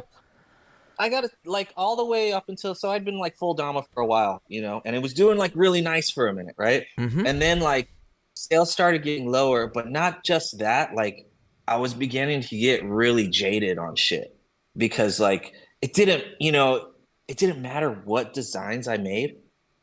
It just, nobody cared, and sales were just slowly getting slower and slower. And the only thing I knew what to do was make a new design and like try and hype that shit up and then like drop it and all that stuff. But like, just wasn't really working, you know. And then I had left San Francisco because I'd already been there for like 17 years, and we start traveling around. You kind of leave your bubble, and it's like, okay, I've been in this weird little SF bubble and didn't see that there's, better things out there that I could like move ahead faster in different directions. So yeah, I bounced out. Rod was looking for a roommate at that time, and I was really like kind of pissed at my living situation. I had these really shit neighbors, dude, that would just fucking drive me crazy. Mm-hmm. So he was like, hey man, if you want to move to Canada, you can, we're looking for a roommate. And I was like, fucking bet, let's go. And so I just like packed up my car, threw away half my shit, and fucking headed up there. Dang. And then, that lasted like maybe 3-4 months or something like that. That's all it was? I thought you were there longer than that. Yeah. Yeah, it seemed like maybe half a year or something like that, but it wasn't that long. Yeah. And I had come back. I was painting Damas for Terra at Terra shop. Oh, yeah. And that was actually really fun. Canada's kind of brutal with the fucking weather, though, but you're probably used to that with Minnesota. Yeah, dude. I mean, I'm chilling this year, but like this year we only had 2 snowfalls. I only had to shovel once this year. It's like I'm in Texas damn near. It's crazy. Right? This place gets frozen. But yeah, so I was doing that for a minute, and then came back to Texas to visit my parents for like Christmas. Went back, tried to cross the border in Seattle, and I had too much shit in my car, and they were just like, just circumstance, man, because I'd been through that border a million times. There's no problems. Just one time, the dude's like, you got too much shit in your car, pull it over. And so yeah, I go in the office, the guy happens to be training this new hire, and she's like fucking gorgeous, like to the point where you're like, this is fake, man. You thought you were on a show. Not fucking real. Yeah, dude. This is like, yeah, she was English, like, so homie had to, like, you know, step up his toughness or whatever, and so that's basically what happened. Oh, some dude's at my door. Oh, that's chill. You can go talk to him, man. You gotta make that loot. Oh yeah, let me just talk to him real quick. Yeah. Yo, it's chill. That's good. We match. Hey, how you doing, man? Good. How you doing? Let's see if he vibes. Let's see what dude wants tattooed. $100 if you guess what he wants tattooed on him. Maybe he's just a salesman. Frosty. Sorry, hang on one second. Stay frosty. Stay frosty. Yeah, I'm looking forward to letters. Eagle, lion, solicitor. Okay. Good shit. I want lineman every now and then. How big it is again? I don't want to talk too loud. I feel like he wants Stay Frosty on his chest. Looking at. What if he wanted, like 250s? What if he wanted a Mario? Dude, he's quoting him. Nice. Oh, can I see your like the letters you got, or I don't know? I'm not sure if I have any lettering. He wants a lion. Is that really what he asked for? Did Dream just win? Dream wins $100 of fake money that I don't have. Nice. Yo, have you guys learned anything new yet? I think I definitely have. Very sick. I gotta remember where we left off. Oh yeah. Yeah, I'm not sure how much lettering I actually have in that book, but you can also see all of my stuff on Instagram. That'll take you to my Instagram. Okay. Yeah, and then if you have any questions, you can just shoot me a message. All right. Thank you. Okay. Thank you. Okay, I'm back. Hey, all right. I realized that you were so clear, and I was like, I'm probably still in his ear talking right now while he's trying to talk. Dude, I took the earbud out, and he couldn't hear you guys talking. Oh no! I was so afraid of that shit. Oh no! Oh fuck! I was like I didn't know whether to be quiet or to keep talking and keep Chad entertained, but I picked the wrong one. I'm sorry if I just ruined a sale for you. No, that was fucking perfect, actually. I think he had his ex lady or girlfriend's name on his chest. He wanted to cover it up. Oh, it was super bad too. Was it? Like he did it himself, some shit. Oh, what did he want to cover with? May Frosty or something like that. I was like having a hard time paying attention because I was also like listening to you guys. And I was like, oh shit. He's like sitting in his truck now. Oh my god, he has no idea who we are, but it's still so funny that it could like, oh, stay frosty, dude. No big deal. Yeah. That was fucking great. Oh my god. Okay, that is so real life. I love it. Okay. Okay. I can't.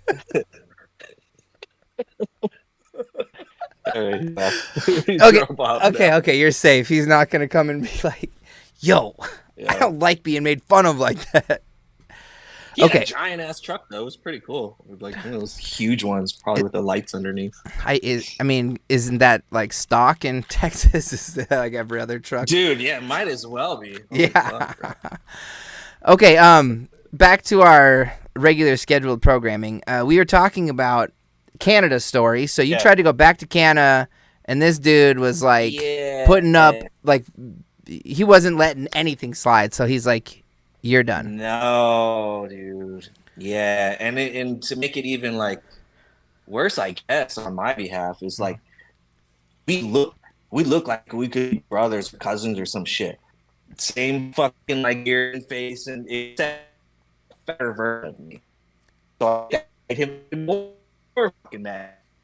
But yeah, and I started jokes kind of were on his laugh, except this shit was funny. I didn't think it was fucking that, you know. Oh, sorry. I lost you. Like that last 30 seconds was gnar with the lag. Okay. So let's just take 1 second and see if it. Oh, it looks better now. Sorry. That last part of the story though, I lost it. My bad. Oh, okay. Well, yeah, the dude wasn't the security or border patrol guy was not having that shit, and like he looked like a fatter version of me. So I think that kind of like fucked things. Like because of that, he was like, I gotta fucking be like Superman in charge, you know? Yeah. And dude, he was just grilling me way too hard.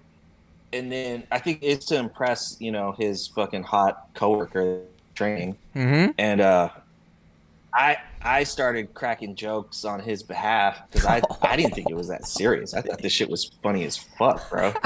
You know, they like went through my phone and all this shit. What? So the one that fucked it all up, yeah, dude, they made it illegal to do that now. But this brief little window, they would go through and try and open your bank accounts and all this shit. Oh! But my phone wasn't working. Yeah.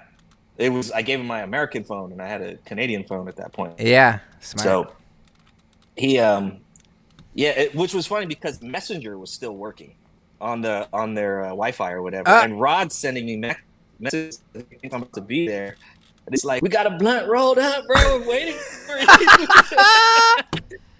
you. And this fucking dude is reading that shit, and then he looked up. He was like, "What?" He looked up at me all crazy and was like, "You better not be bringing drugs in here." And I'm like, "Dude, we buy all the drugs in Canada."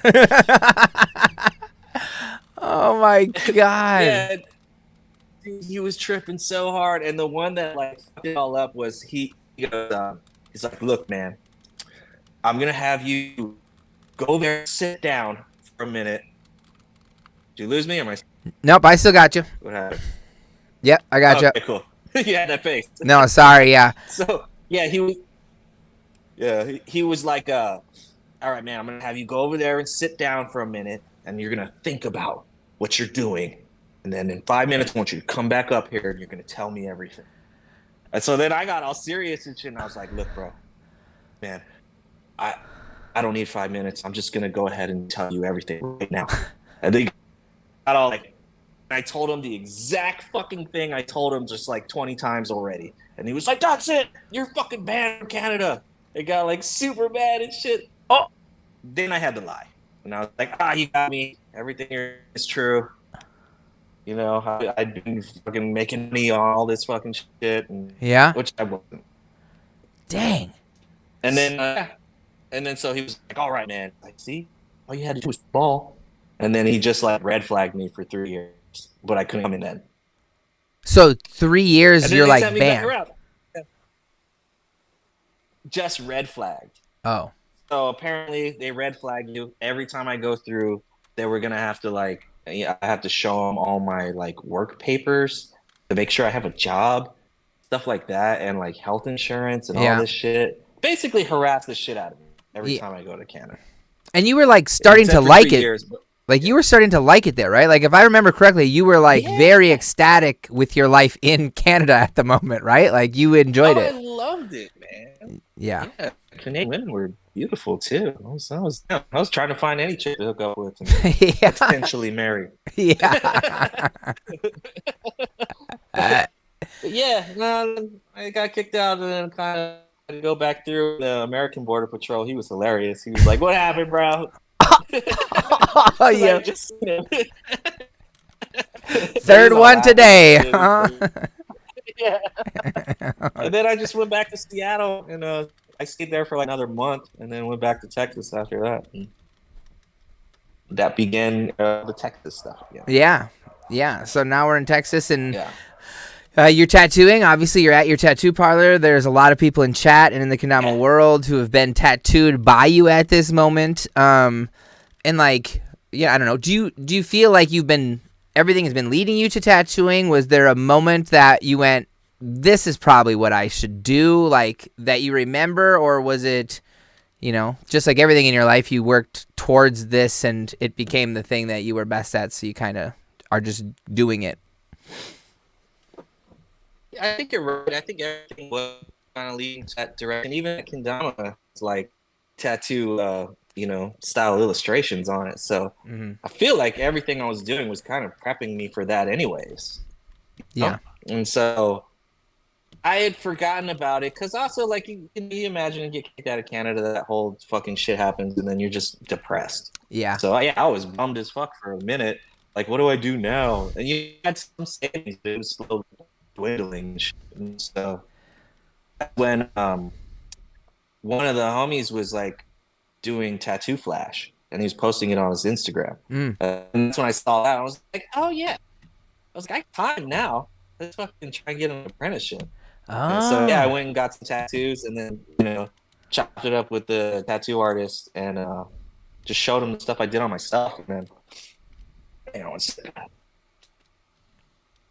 then he was like, "Yo, we're opening a new shop.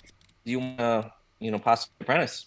And I was like, "Yeah, fuck yeah, I'll be an old ass apprentice." Yeah. I was in my late 30s. That's cool though. I mean, as long as you have a willingness to learn, right? Mentors are always down. Yeah, exactly. And as long as you know your place on the fucking, totem pole. Yeah. Yeah. I knew I was gonna be bottom of the totem pole. Like, I can't really say shit. Just know your place, and yeah, it worked out. And I didn't really learn any. I didn't really learn too much skills from that shop. That shop was a shit show. And like running your own business is like one thing, and like the way they were set up, I was just, you guys are making all the mistakes of fucking running a business. You have like no mission statement. You have no fucking like direction on what you're doing. You have no sense of like marketing or advertising budget. Like, you're just like, oh, we're here. People will come. And I'm like, yeah, it doesn't really work that way. Yeah. So, yeah. But I was there. That shop didn't even last a year. But I was there kind of just, I knew my place. I'm not going to tell them anything. I just wanted the experience of being in the shop. Yeah. And you got that. That right? Yeah, exactly. Yeah. And then so after that was I tattooed out of my apartment for like maybe a handful of months just to kind of figure it out. I had a few clients then. They didn't really care. And then I started working for this like super gangster cholo dude fucking named Chicago in his shop, Ink and Iron. That dude was awesome. Like all his Instagram, he'd always be like super cholo guy. Yeah. Like never broke character. And that was like my favorite shit. Oh, dang. Like, dude, this guy's always cholo. Yeah. And so I went to, he said they were hiring or some shit. So I stopped by their shop and met him in person, and he wasn't even like that at all. And I was like, this is, what the hell? What happened? He was putting on for the tattoo shop, dude. It went from like the bandana and the lokes and shit, like, what's up, Holmes? To like, hey, Chicago, nice to meet you. No, just a full ass actor. Kinda, but he is really like that. Yeah. That's his shit. Yeah, that's so funny. He plays it up for his Instagram, yeah. Sure. And I was like, that's hilarious. Yeah, and he liked my shit. He was like, if you want the fucking booth, it's yours. It's, I think they were charging me like $800 a month to fucking tattoo there. Oh wow. And yeah, I was still pretty new, and for El Paso, that was kind of pricey. Oh, word. But the opportunity was huge because that place was like 13 years old or something like that. Oh, nice. That time, So it's established place. Yeah, exactly. So yeah, I was just in there after that. I was working every day. I think a lot of these guys are like ex-cons. They're all fucking cholos and shit. And one like half white Korean guy. Hi guys. They said they told me the cop at first. They were like, he might be covered. Oh, they thought you were coming to inspect them. Yeah, they weren't sure. Dude, the second day I worked there, it was the first or second day, the fucking cops came through and like arrested somebody. Did they dead ass all look? Did they look at you when the cops came? They came in and they had underwear, so they had their little like with the badge.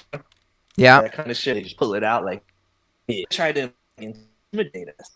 To, yeah, like, go search the guy's toolbox, but it's illegal because it's his personal property. And we're like, no, I'm not giving you permission. You need like a warrant for this shit. It was really weird, but it's El Paso, so I already know about all that stuff. Yeah, it happens. Whatever. So after you got a Yeah, bunch and of those guys are all the. Yeah. Yeah. And so I imagine, so is Chicago working for that dude? Was that the last place you worked before you have your own spot? No. I worked for him twice. So when COVID hit, we shut that shop down because they kept trying to charge us rent, and we were like, we were on lockdown for like 2 months, right? You know, when nobody could leave that whole thing. Yep. And yeah, so we ended up shutting the shop down, and then I just hung out for a minute, and then I worked, and we were able to leave again. Worked got Joey's shop for a little bit. That was like 3 months. Then Chicago found a building, like this 2-story building. He was like, man, maybe we're going to make this a new shop. And so I checked it out, and I just ended up working for him again. Oh, word. But this time renting a whole like private booth in one of the upstairs fucking, Yeah. floors or whatever. And yeah, and then I was there for like 2 years. Was it 2 years? I feel like it was probably 2 years. And then I ended up finding my spot. So my spot is actually like 5 shops later. Oh, wow. Okay. If you count all of them. Yeah. But you learned a lot. You learned a lot what not to do, I think, as a business owner, probably along the way, right? Yeah. I mean, like what to do, obviously, but like what you don't want in a shop and what you don't want your shop to be like too, I guess. Most definitely. Yeah. Like you spot on, man. Like Chicago taught me how to do all the Kendama stuff as far as like Kendama test. It's like how the shop runs a shop, what he thinks is like doesn't work. And so, but I ended up just having the shop, and then I had one apprentice who ended up in a piece, and I just keep it me now, and I fucking love it. It's awesome. Nice. It's like my fucking war room.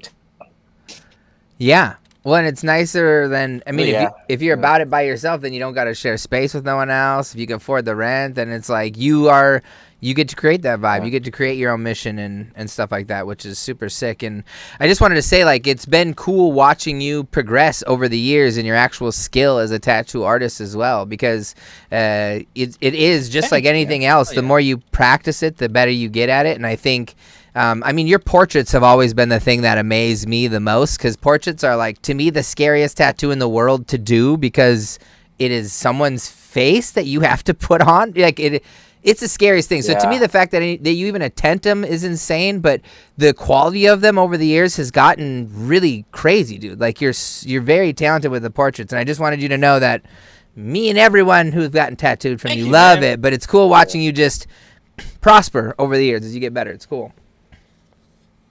Hell yeah. Chicago is the one who got my portraits right. He's like a portrait master. Word. And he did this one on me. Oh, sick. Yeah, right in your armpit. Or in your elbow pit. Yeah, he did that on the forearm. But yeah, he did that one on me. I took his little class too, and he had just like coached me on how to get him right and do all that soft shading and shit. Yeah. Yeah, I mean, I think when it comes to art, like, I always drew faces, like, forever. And I just didn't even know it was, like, my thing. I was just sort of drawn to doing faces. Also, like, the pattern that I kind of realized growing older was, like, whatever art form I try to do, I just sort of navigate to whatever I think is more challenging shit. And, like you said, portraits are fucking challenging as shit to do 2 portraits. Yeah. And that's like comedy shit too. That's what I've been doing lately. Oh yeah, like that's right. Performing arts, Dude. Yeah. We don't have enough So time it's to like talk the to you, bro. performing art thing, You're freaking a comedian. You are a DJ. You make horror films, like all these things, bro. Like there's too many tangents for us to go down. You're last time I talked to you, I know you were super about making a movie. Is that still like something you're about? Yeah, on the table. Such a hard thing to school for, to make that happen. But comedy ties into that, which is perfect. Kendama. It's like, yeah. Wait, what? No, sorry, I lost you at Kendama when you were talking. My bad. It's when you start moving too much that I lose your voice a little bit. Cause. Oh, okay. No, it's all good. I'm getting animated. No, I know. I love it. I hate But that I have to tell you to sit still.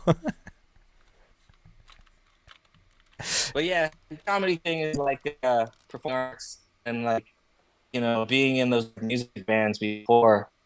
I think comedy's probably the hardest thing ever. You know, 'cause it's literally just you sitting there, a freaking spotlight on you, and you're trying to make people vulnerable. I couldn't do it in a million years, bro. Yeah, That's so what nuts. I've been doing lately. I couldn't do it for years, and then I was like, let me just fucking do this. Spent all last month in Seattle just doing comedy shit and took a class. No way. Just open, yeah. Just mics like never. And then I mean that's the work how you get good at it. And then now I'm here. I took a week off, and then I've been at the fucking open mics like every night. Let's go, dude. I want to So see that's- some of your bits. We need to see some Sourmash bits, dude. That'd be fun. Right? You got to get someone to come out and film you. I go and fucking talk shit at night. I love that, dude. That's so cool. And I love that you just never stop, dude. You're always aspiring. You're always practicing. You're always doing and learning something new. And I think that's the Kendama in us that doesn't ever stop, no matter how old we get. There's always something new and cool to learn. Exactly, man. You know. Yeah. Sorry.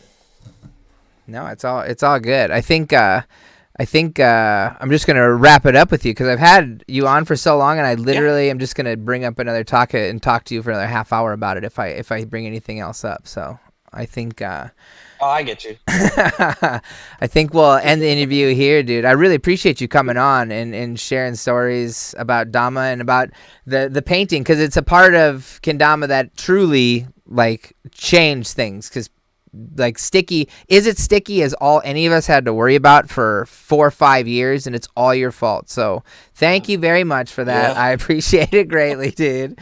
And good luck with everything else in the future, man. I hope to see you at a Kendama event this year doing some tattoos. I think that'd be rad. Maybe EKC. Let's talk to Tio, man. What do we got to do? Get you out to Europe, man. Let's make it happen. All right, buddy. Well, thanks a lot as always, and we'll talk to you soon, hey? Hell yeah. Thanks for having me, brother. No problem, dude. Stoked. All right. Later on. Laters.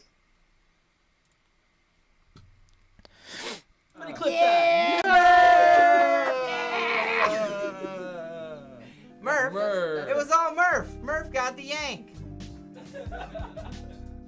Sweets on energy drinks though is pretty funny. Sorry, Alex. All right, yo, thanks a lot to Sourmash for being on the channel today. It was so great talking to him, man, catching up. Literally, he's a man of so many trades, and we could have talked about any one of those epic things for a while. I'm glad we talked about graffiti as long as we did, though. That was sick. Wi-Fi is something we can't fix and we have no control over. So, thanks everybody for, I think we caught pretty much everything dude said. But man, lag is the worst sometimes when you want to be active and have like a convo like this and get excited and laugh. It's really tough. Gets buffed by the lag, but thanks a lot, Sourmash. He's the reason I know how to do better lines when drawing, man. He's an amazing human, and he helped change Kendama for a lot of us. So I'm really glad he joined the channel, and I'm glad you guys were able to hear what's good with it, because maybe you didn't know, maybe you've never heard of him, but now you know exactly where it all comes from, man. That's for sure.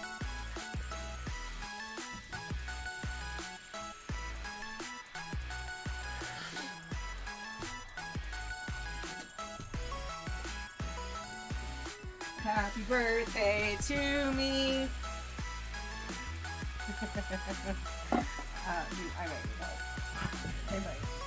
Okay.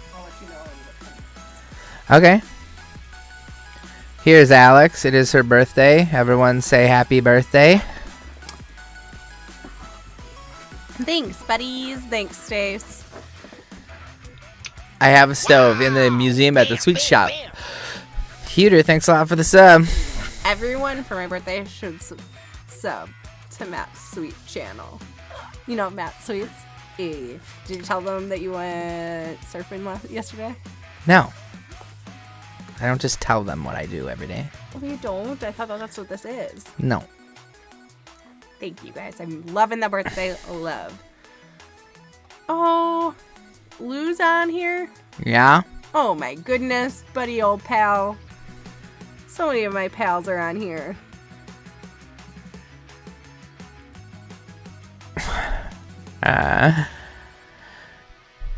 What are you giggling about? Not Magic Dama, dude. Oh. They just want me to talk all about my time, you know? We're going to the water park. We talked about my mustache for 5 minutes. That was enough therapy for today. Okay, that's enough. It's a fun little mustache. Thanks, dear. No, I mean you've done lots of cool facial things. We could definitely do like a facial hair montage of Sweets Through the Years. Yeah. Because he likes to switch it up. Yeah. Everyone likes it though. No one wants me to cut it. It's very versatile, like your facial hair. He just can't grow right here. That's like his. He would love to grow a beard. I think you would have a beard if you could. Yeah, sure. If I could, I would. There was a goatees here and there, you know. Mm-hmm. Wow. Okay. You just want me to leave? I love you. Yeah, I got my next part of the show. Thanks. Love you very much. Happy birthday. Yeah. What are we having for dessert for my birthday? Ask the chat. For dessert? Yeah. What kind of birthday cake you whipping me up? Paulson says happy birthday. Polly. I'm cooking you up a burger from the burger joint you like. Cheesecake, people say. Ooh. How does chat know me but not know me? It's Anna. Of course it is. Yeah. Okay. So thanks a lot to Mr. Mash. Yo, Paulson, enjoy the sub. Thanks for tuning in. Saying what's up. I'll get her some cheesecake, chat. I'm getting her some new shoes. Like, don't worry. Mrs. Sweets is getting taken care of. Okay? Okay. So this week, we do have a drop.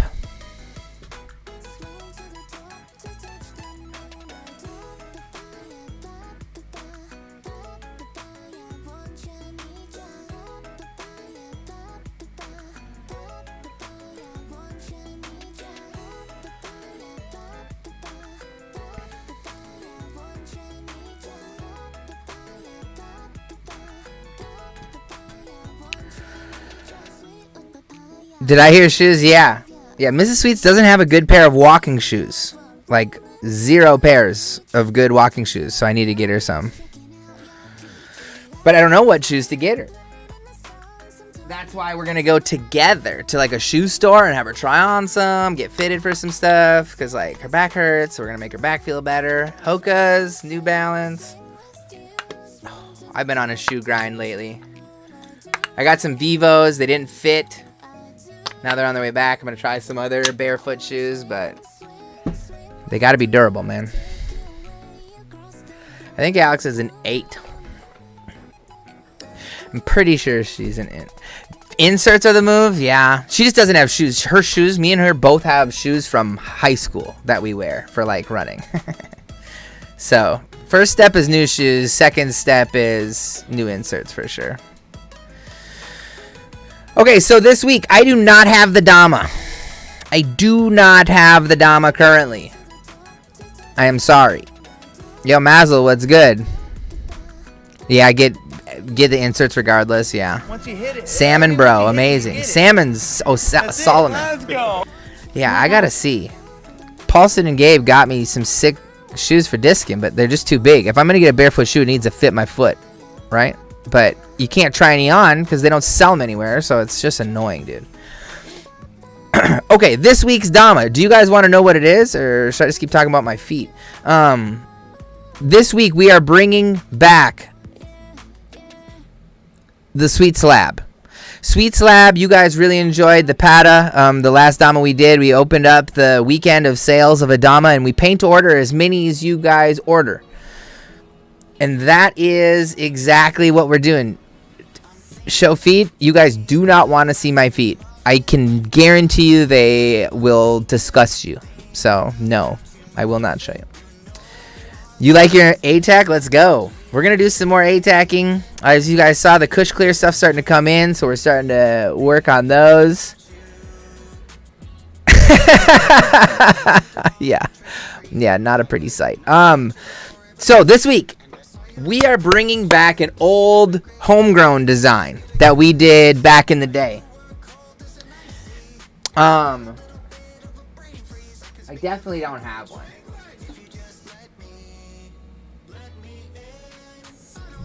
Yeah, I definitely don't have one, so I'm not even going to pretend. Your Fire Opal? That's a good one. No, this one's different. I didn't go grab a Dama today. Cody informed me that there was one created, but I did not go get it today. So I do not have it in my person. But Pinstripe Rasa, that was a MASH design.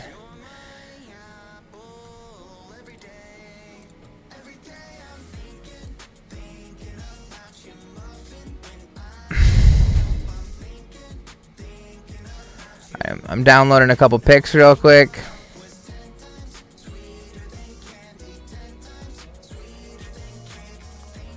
And we're going to open them real quick, and then I'm going to show you guys. There weren't that many made of this one, yeah.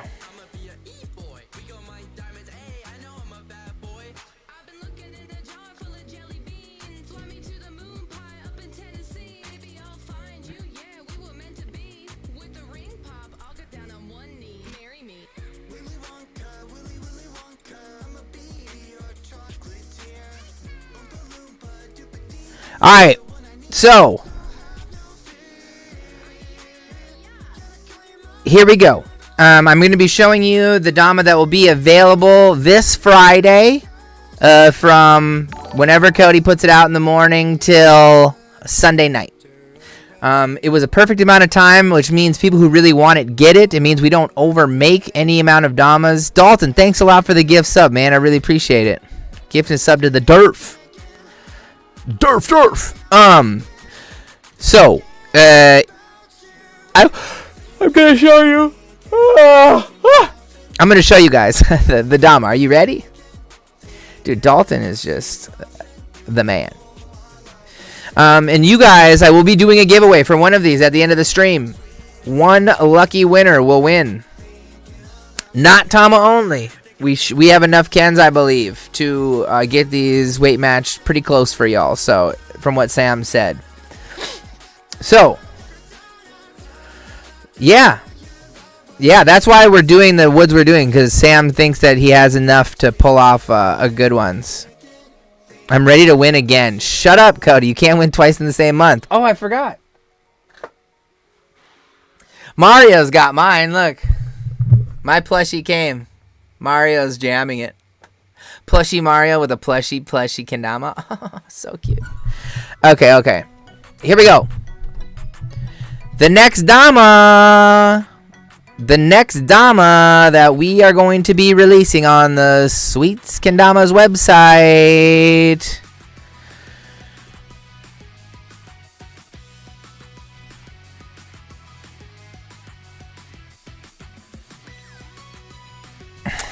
Yeah, dude. Of course I did.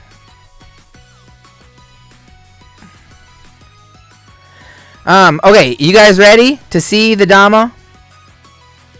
The J6% did. I've just been beaten down by Mario 64, so I'm not playing it currently.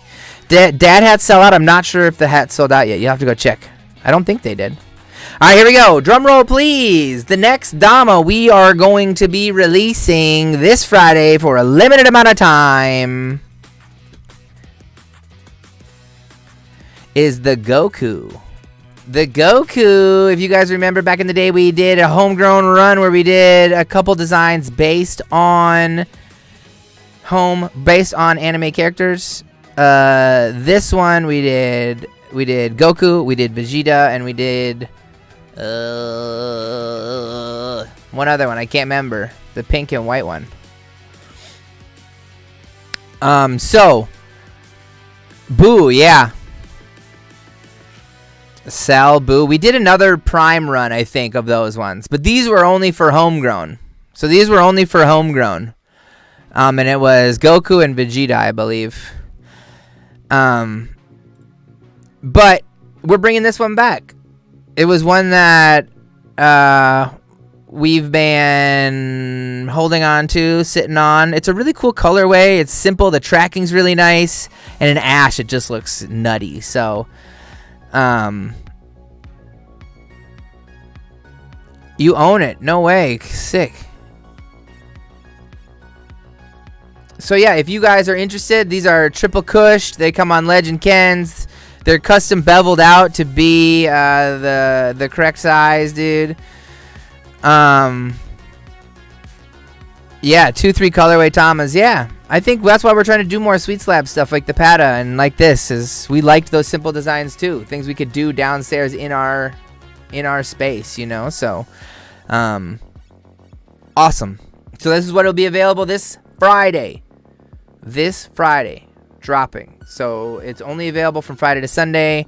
After that, it will be gone forever, and we will not do it again. So here you go, this week's drop. And I will be giving one away at the end of the stream. ATAC Legend Cans. I'm not sure. We have some really cool. Tim, you can come. No, I mean they're not. They won't be ready. You know what I mean? They're not painted until we know how many to make. So you couldn't come up and get one actually. Cause I immediately was gonna say yes, but like they're not done. The ones you see on this photo are the only ones that exist in the world currently. So. ATAC Legend Gens. That's what I did, right? We released the ATAC whatever you want thing. I'm going to open it up again, but we're running out of Kens. So I need more Kens before I can do more ATAC stuff. But we have a couple cool things. Oh, with the Goku. Yeah. Just like the Kush service and just like anything, if you get a Dama that, you know, isn't ATAC'd or doesn't have Kush on it, I promise you there'll be time again in the future for those services to open again. So, if you ever get a setup that doesn't have what you want, I promise you'll be able to get it later for sure. Dude, I didn't sleep much. Can you guys tell? I can't stop freaking yawning, dude. The call center giveaway I won. I was just wondering when I should be expecting it. Since it was before Battle of the Border, I thought it might be here by now. Yo, Blake, can you imagine how hard it was for me to get calling on the pod to get on the channel? I literally texted him this week and last week and the week before. So it's really in the hands of Sander mailing it. He's got my address. We just got to get it here. It's the only downside to having guests offer prizes, much like Cody and his plushie, you know? Because I can't just send it. Noise. Alex Tran, thanks for the 3 years, man. I really appreciate. Thank you very much, kind sir.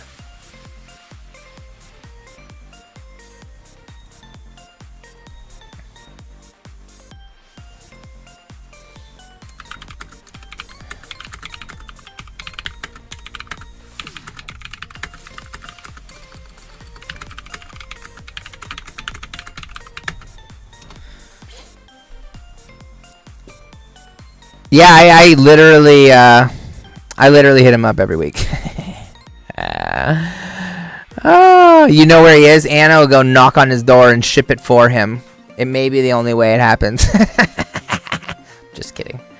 Yeah, so Goku Dama this week. We'll be giving one away at the end of the stream. So if you are not subbed up to the channel, what are you doing? Sub up right now because you can get in on the giveaway still. It won't start here. Oh, you know what? Actually, we got to start the giveaway now. Magic Dama Dude, if you're here, could you please start the giveaway? I forgot. I may have to end stream here in 25 minutes to go pick up my daughter. So in case that happens, I still want to be able to pay out the winner. So if we could get that going, that would be great. Thanks a lot, buddy. No, all the Goku Damas will be homegrown, or they're homegrown. They'll all be cushion cleared, triple cushed. Yeah. It's Nork's world. We just live in it, dude. Old Norksy. I miss that dude. I miss that dude every day, man.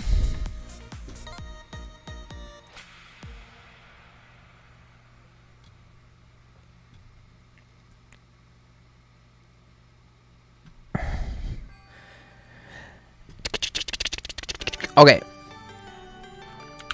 We're going to type in Sourmash Kendama.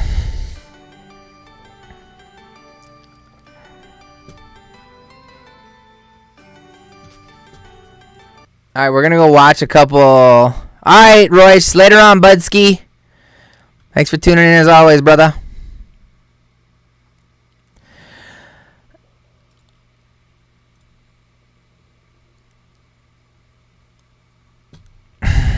Okay, here we go. Computer. I typed in Sourmash Kendama, and this is the first thing that showed up. A collab with Kusa. 12 years ago. Criminy. Christmas of 2011? Are you insane? No way.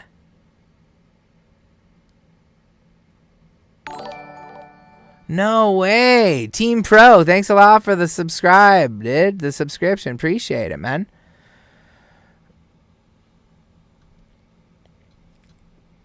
Is it sticky? Let's watch. 2011. I can't believe it. It's 2011, bro. What the heck?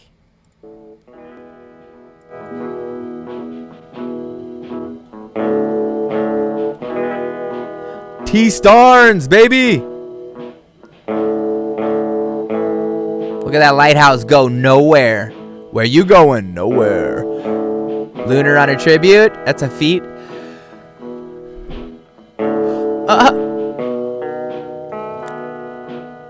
Look at the fades, dude. Look at the lines. Goku is live, dude. Look at that save. Get yourself in on the giveaway if you want. Exclamation point Goku in chat.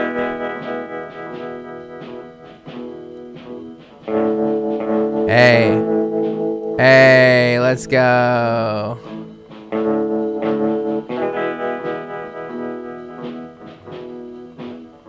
Look at these designs, though. They're pretty trippy, dude. Oh, Dave. Look at that trade out to Loon. Nothing, dude. Like it's nothing. Look at those custom dots, bro. Oh, so sick. Sheesh. Look at the little... Is that a poop? That's a poop. There was a poop on that Dama. What the heck?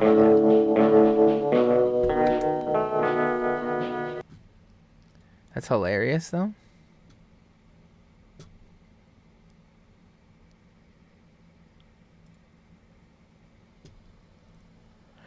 What? Look at this. Cooper Eddie. Sesh with a fesh. Sour ma... I can't even talk, bro.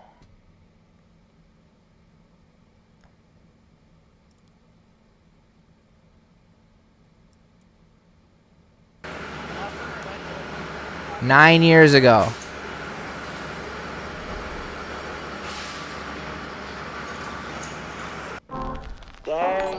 Thirsty, trying to choose. I mean, I know. Yo, Dalton, thanks for the gifty. My nitty bag, my kitty boots. Look, he's just got the red Look at that. It's upside down. You see that? See this? See this is upside down? This meant it was a prototype. I upside down sealed all Damas that were prototypes. So this red homegrown he's rocking is like a Kush prototype essentially.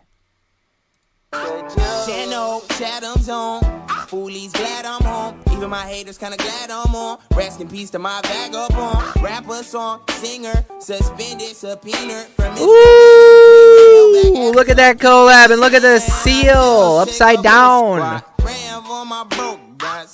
Proto. Come up, shot that sauce. Shot my fat trail, shot my Joseph. Playing Buenos Aires while they sleep in Buenos Noches. Wonder if I wrote Hey. this, cause it's so crisp. The most brokest gold stockbroker when I solstice. I could win an Oscar. Russian accent Hosky. Acid addict cross the Dang. Yo, Dalton, my man. Thanks a lot, brother.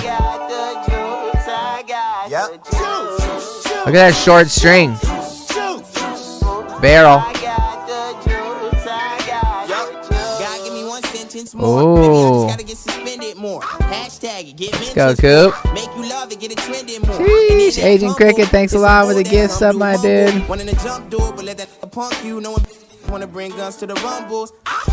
Oh, all right. Look at Coop. Boat shoes, button up.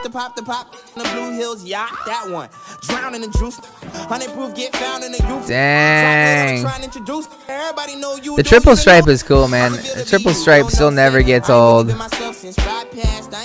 Such a good Dama. Look, that was Mash's logo too.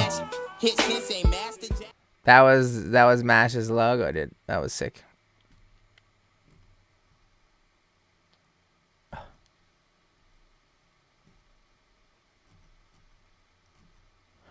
I hate it only gives me 5. I know there's more than 5. Of course the Ken Garden would make this. Of course Jake would make this.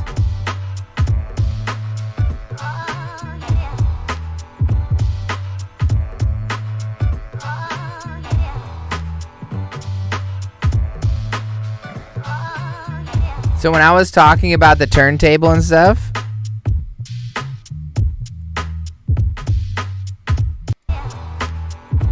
this was like all in itself. This was something that was different in Kendama too. Like having an automated spindle to spin your Dama so you could spray evenly and stuff. Like things like this it seemed simple, but Mash was just doing things a different way that was helpful for everyone. Even me, I didn't have a turntable. Like, so I was like, man, why don't I spin my Damas? We're doing it by our hand. We did it by our hands for many years, even after we knew we did it this way. But even something just as simple as a cone on a DJ turntable changed how any of us did stuff. It was sick.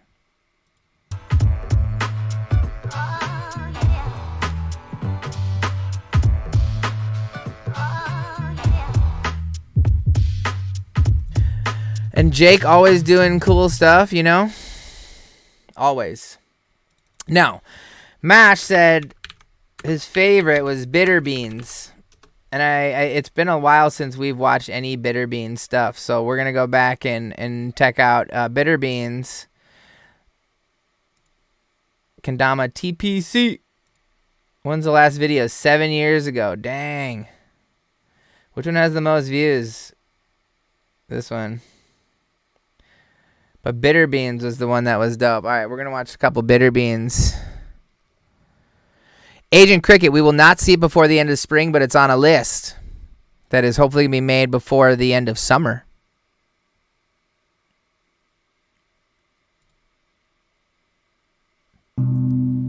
Yeah.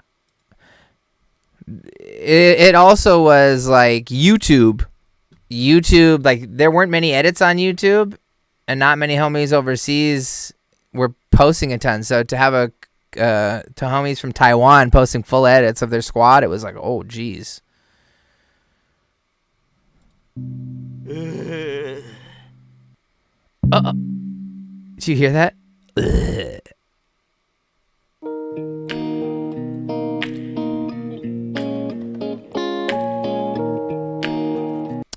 Dama dollars is a form of currency you get at Sweets Kendamas when you buy Kendamas. You earn Dama dollars to get yourself free Kendamas. And if you save up enough Dama dollars, you can buy yourself exclusive Damas that are only available through the program, but we haven't made the new one yet.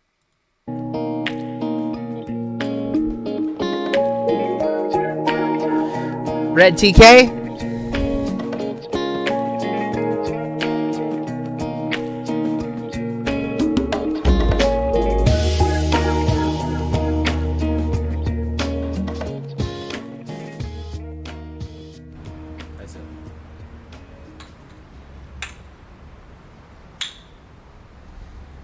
Whoa! Just.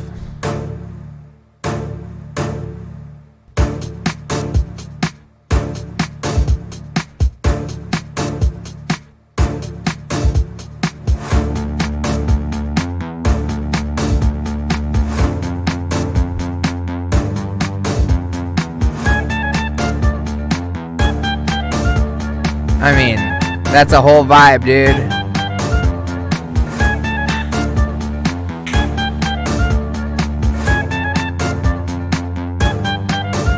But look, this is literally how we played Kendama when we started, because we didn't know how to do any tricks. So it's forward Ken flip, backward Ken flip, forward Ken flip, bottom cup, laced. So dumb. So crazy. Hey, finish him on the spike.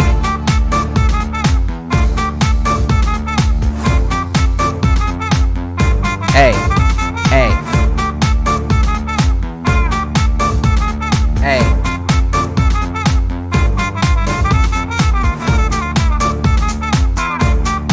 Double Ken.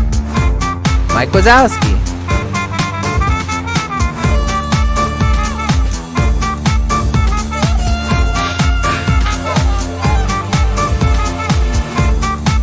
That's a Jake Weens trick. I wonder where he got the inspiration from.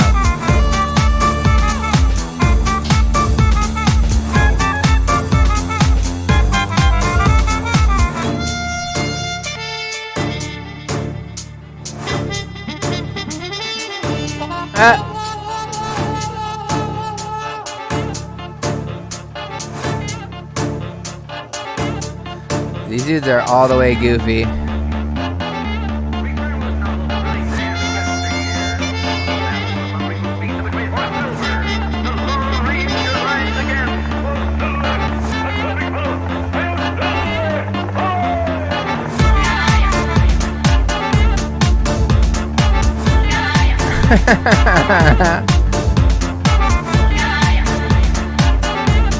Like, look at this.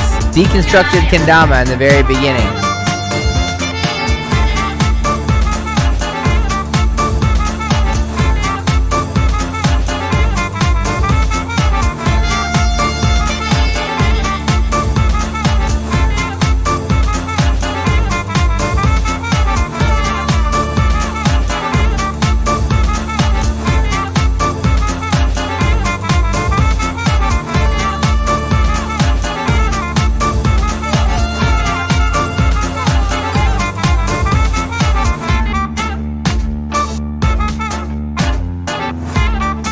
Hey, hey, hey, hey, hey, hey, hey, hey, hey, hey, hey,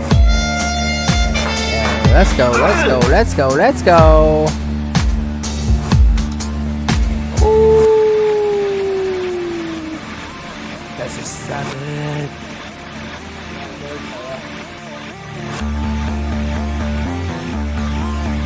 Oh, that's a sick trick. Sarah grip underbird, Sarah grip bird. Actually nasty.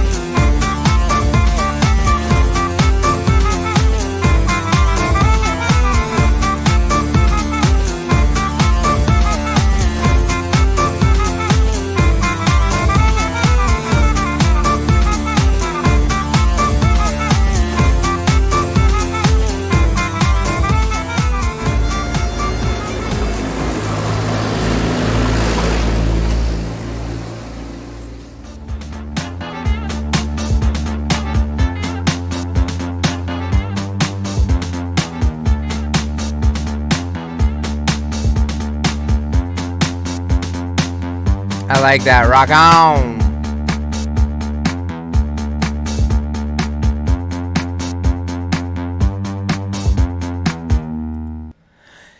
Yo, thanks a lot, Mash, for the recommendation of the bitter beans. If you guys want, you can go watch more of their stuff. Kendama, TPC, bitter beans is all you really need to know to get that across, you know? Shut up, Anna. You don't own a Kendama. What did you do at Battle at the Border? You left with 0 Kendamas, or you already gave all of them away? Come on, dude.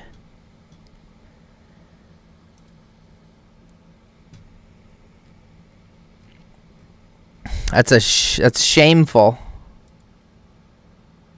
I didn't have one. Oh. Well, that's not cool. You need one. Not legit.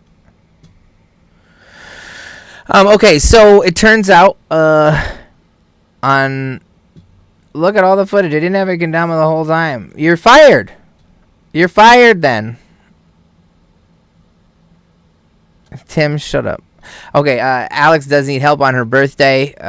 She has a meeting, and I have to go get Emma today, sadly. So I have to leave. I literally am fired. No, I hope you really didn't actually get fired from your job. That wouldn't be chill at all. But that means I have to go get my daughter, which means we have to do this giveaway so that someone can win the wonderful Goku mod. That'll be dropping this Friday to Sunday. So if you want to snag, you can. If you want to win one for free, you can do that now. And we'll do that giveaway. Let me pull up some wonderful drum roll, please.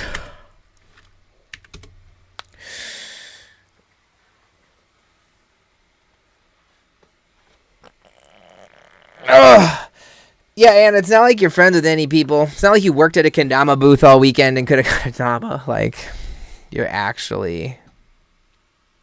You make me sick. No, I'm just kidding. Okay. You guys have 1 minute to enter the giveaway. 1 minute right now. Enter the giveaway, ! Goku. If you haven't yet, if you're not subbed up, it's really easy. Hit subscribe. Every week we're here giving away a Dama. Next week I will have an epic guest, but I will not tell you the guest until Monday, so tune in next Monday and you will know who my guest is. Next week is going to be epic. The drop is epic. The interviewer is epic, and I'm not going to spoil it this early in the week, so...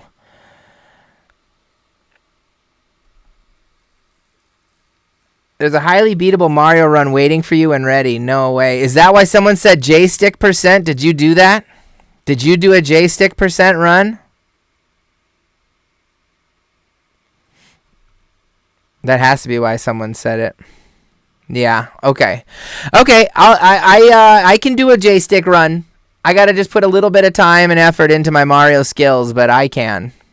All right. I'm down for a J-Stick % off. Thanks for lobbing me up a softball. I appreciate it. Bomb. I think that's perfect. It's a good new thing to start working on. My plan is to go live tomorrow or Friday. I'm not really sure. I will keep you live. Tomorrow we're doing full Dama and probably painting, so it most likely be Friday. But again, I have other things to do, so I'm not 1,000,000% sure. But the goal is definitely to do another stream before the week's end. Okay. Yeah, Caleb took the world record. It's like 1902 is his record currently. He beat my record by 20 some seconds, 26 seconds. So I have a lot of work to do. Dude. Okay, Magic Dama dude, let's end the giveaway, please.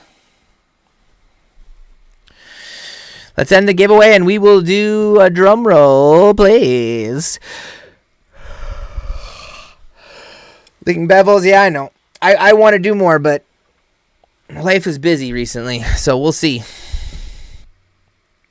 All right. 1904, yeah, nasty. All right, here we go. Who's going to win the Goku Dama dropping this Friday from Friday to Sunday? Paint to buy. Who's it going to be? Yo, Lane. Congratulations, Lane's 420. You took down the dub. Congrats, big dog. Thanks a lot for being part of the channel. I really appreciate it a ton. Thanks to everyone who subbed up. I'm here every single week, every Wednesday, no matter what. We're here giving away Damas and talking about the newest thing here at Sweet. So next week we'll have an interview, but we'll save more time next week to be able to watch some more clips and talk about some more stuff. All right? Yeah, I can show you a pic of what you won for Scherzies.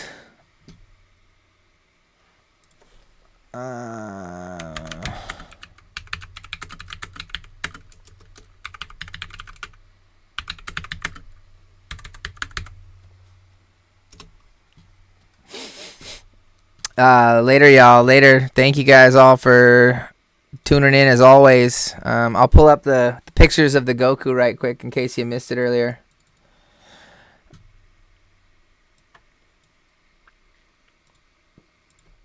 This is the Goku. It was a homegrown exclusive that we did back in the day. Lanes, you email cs@sweetskendamas.com. You got it.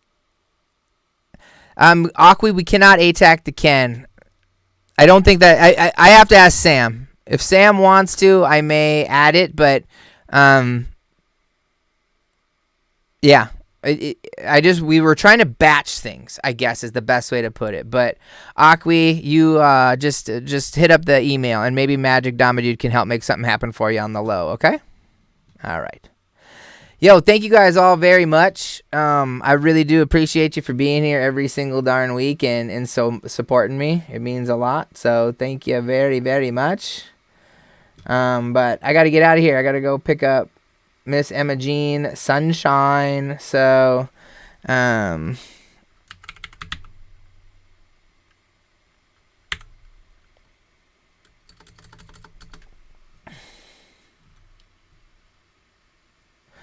that's a cool new raid thing. Dram first place. I don't know who this homie is, but we're gonna go raid him because he's playing Mario and I like Mario. So see you guys later. Thanks a lot. Go spam this dude with some Kendama emotes and see if you can get him to talk. I won't be there, so we will see you guys later. Peace.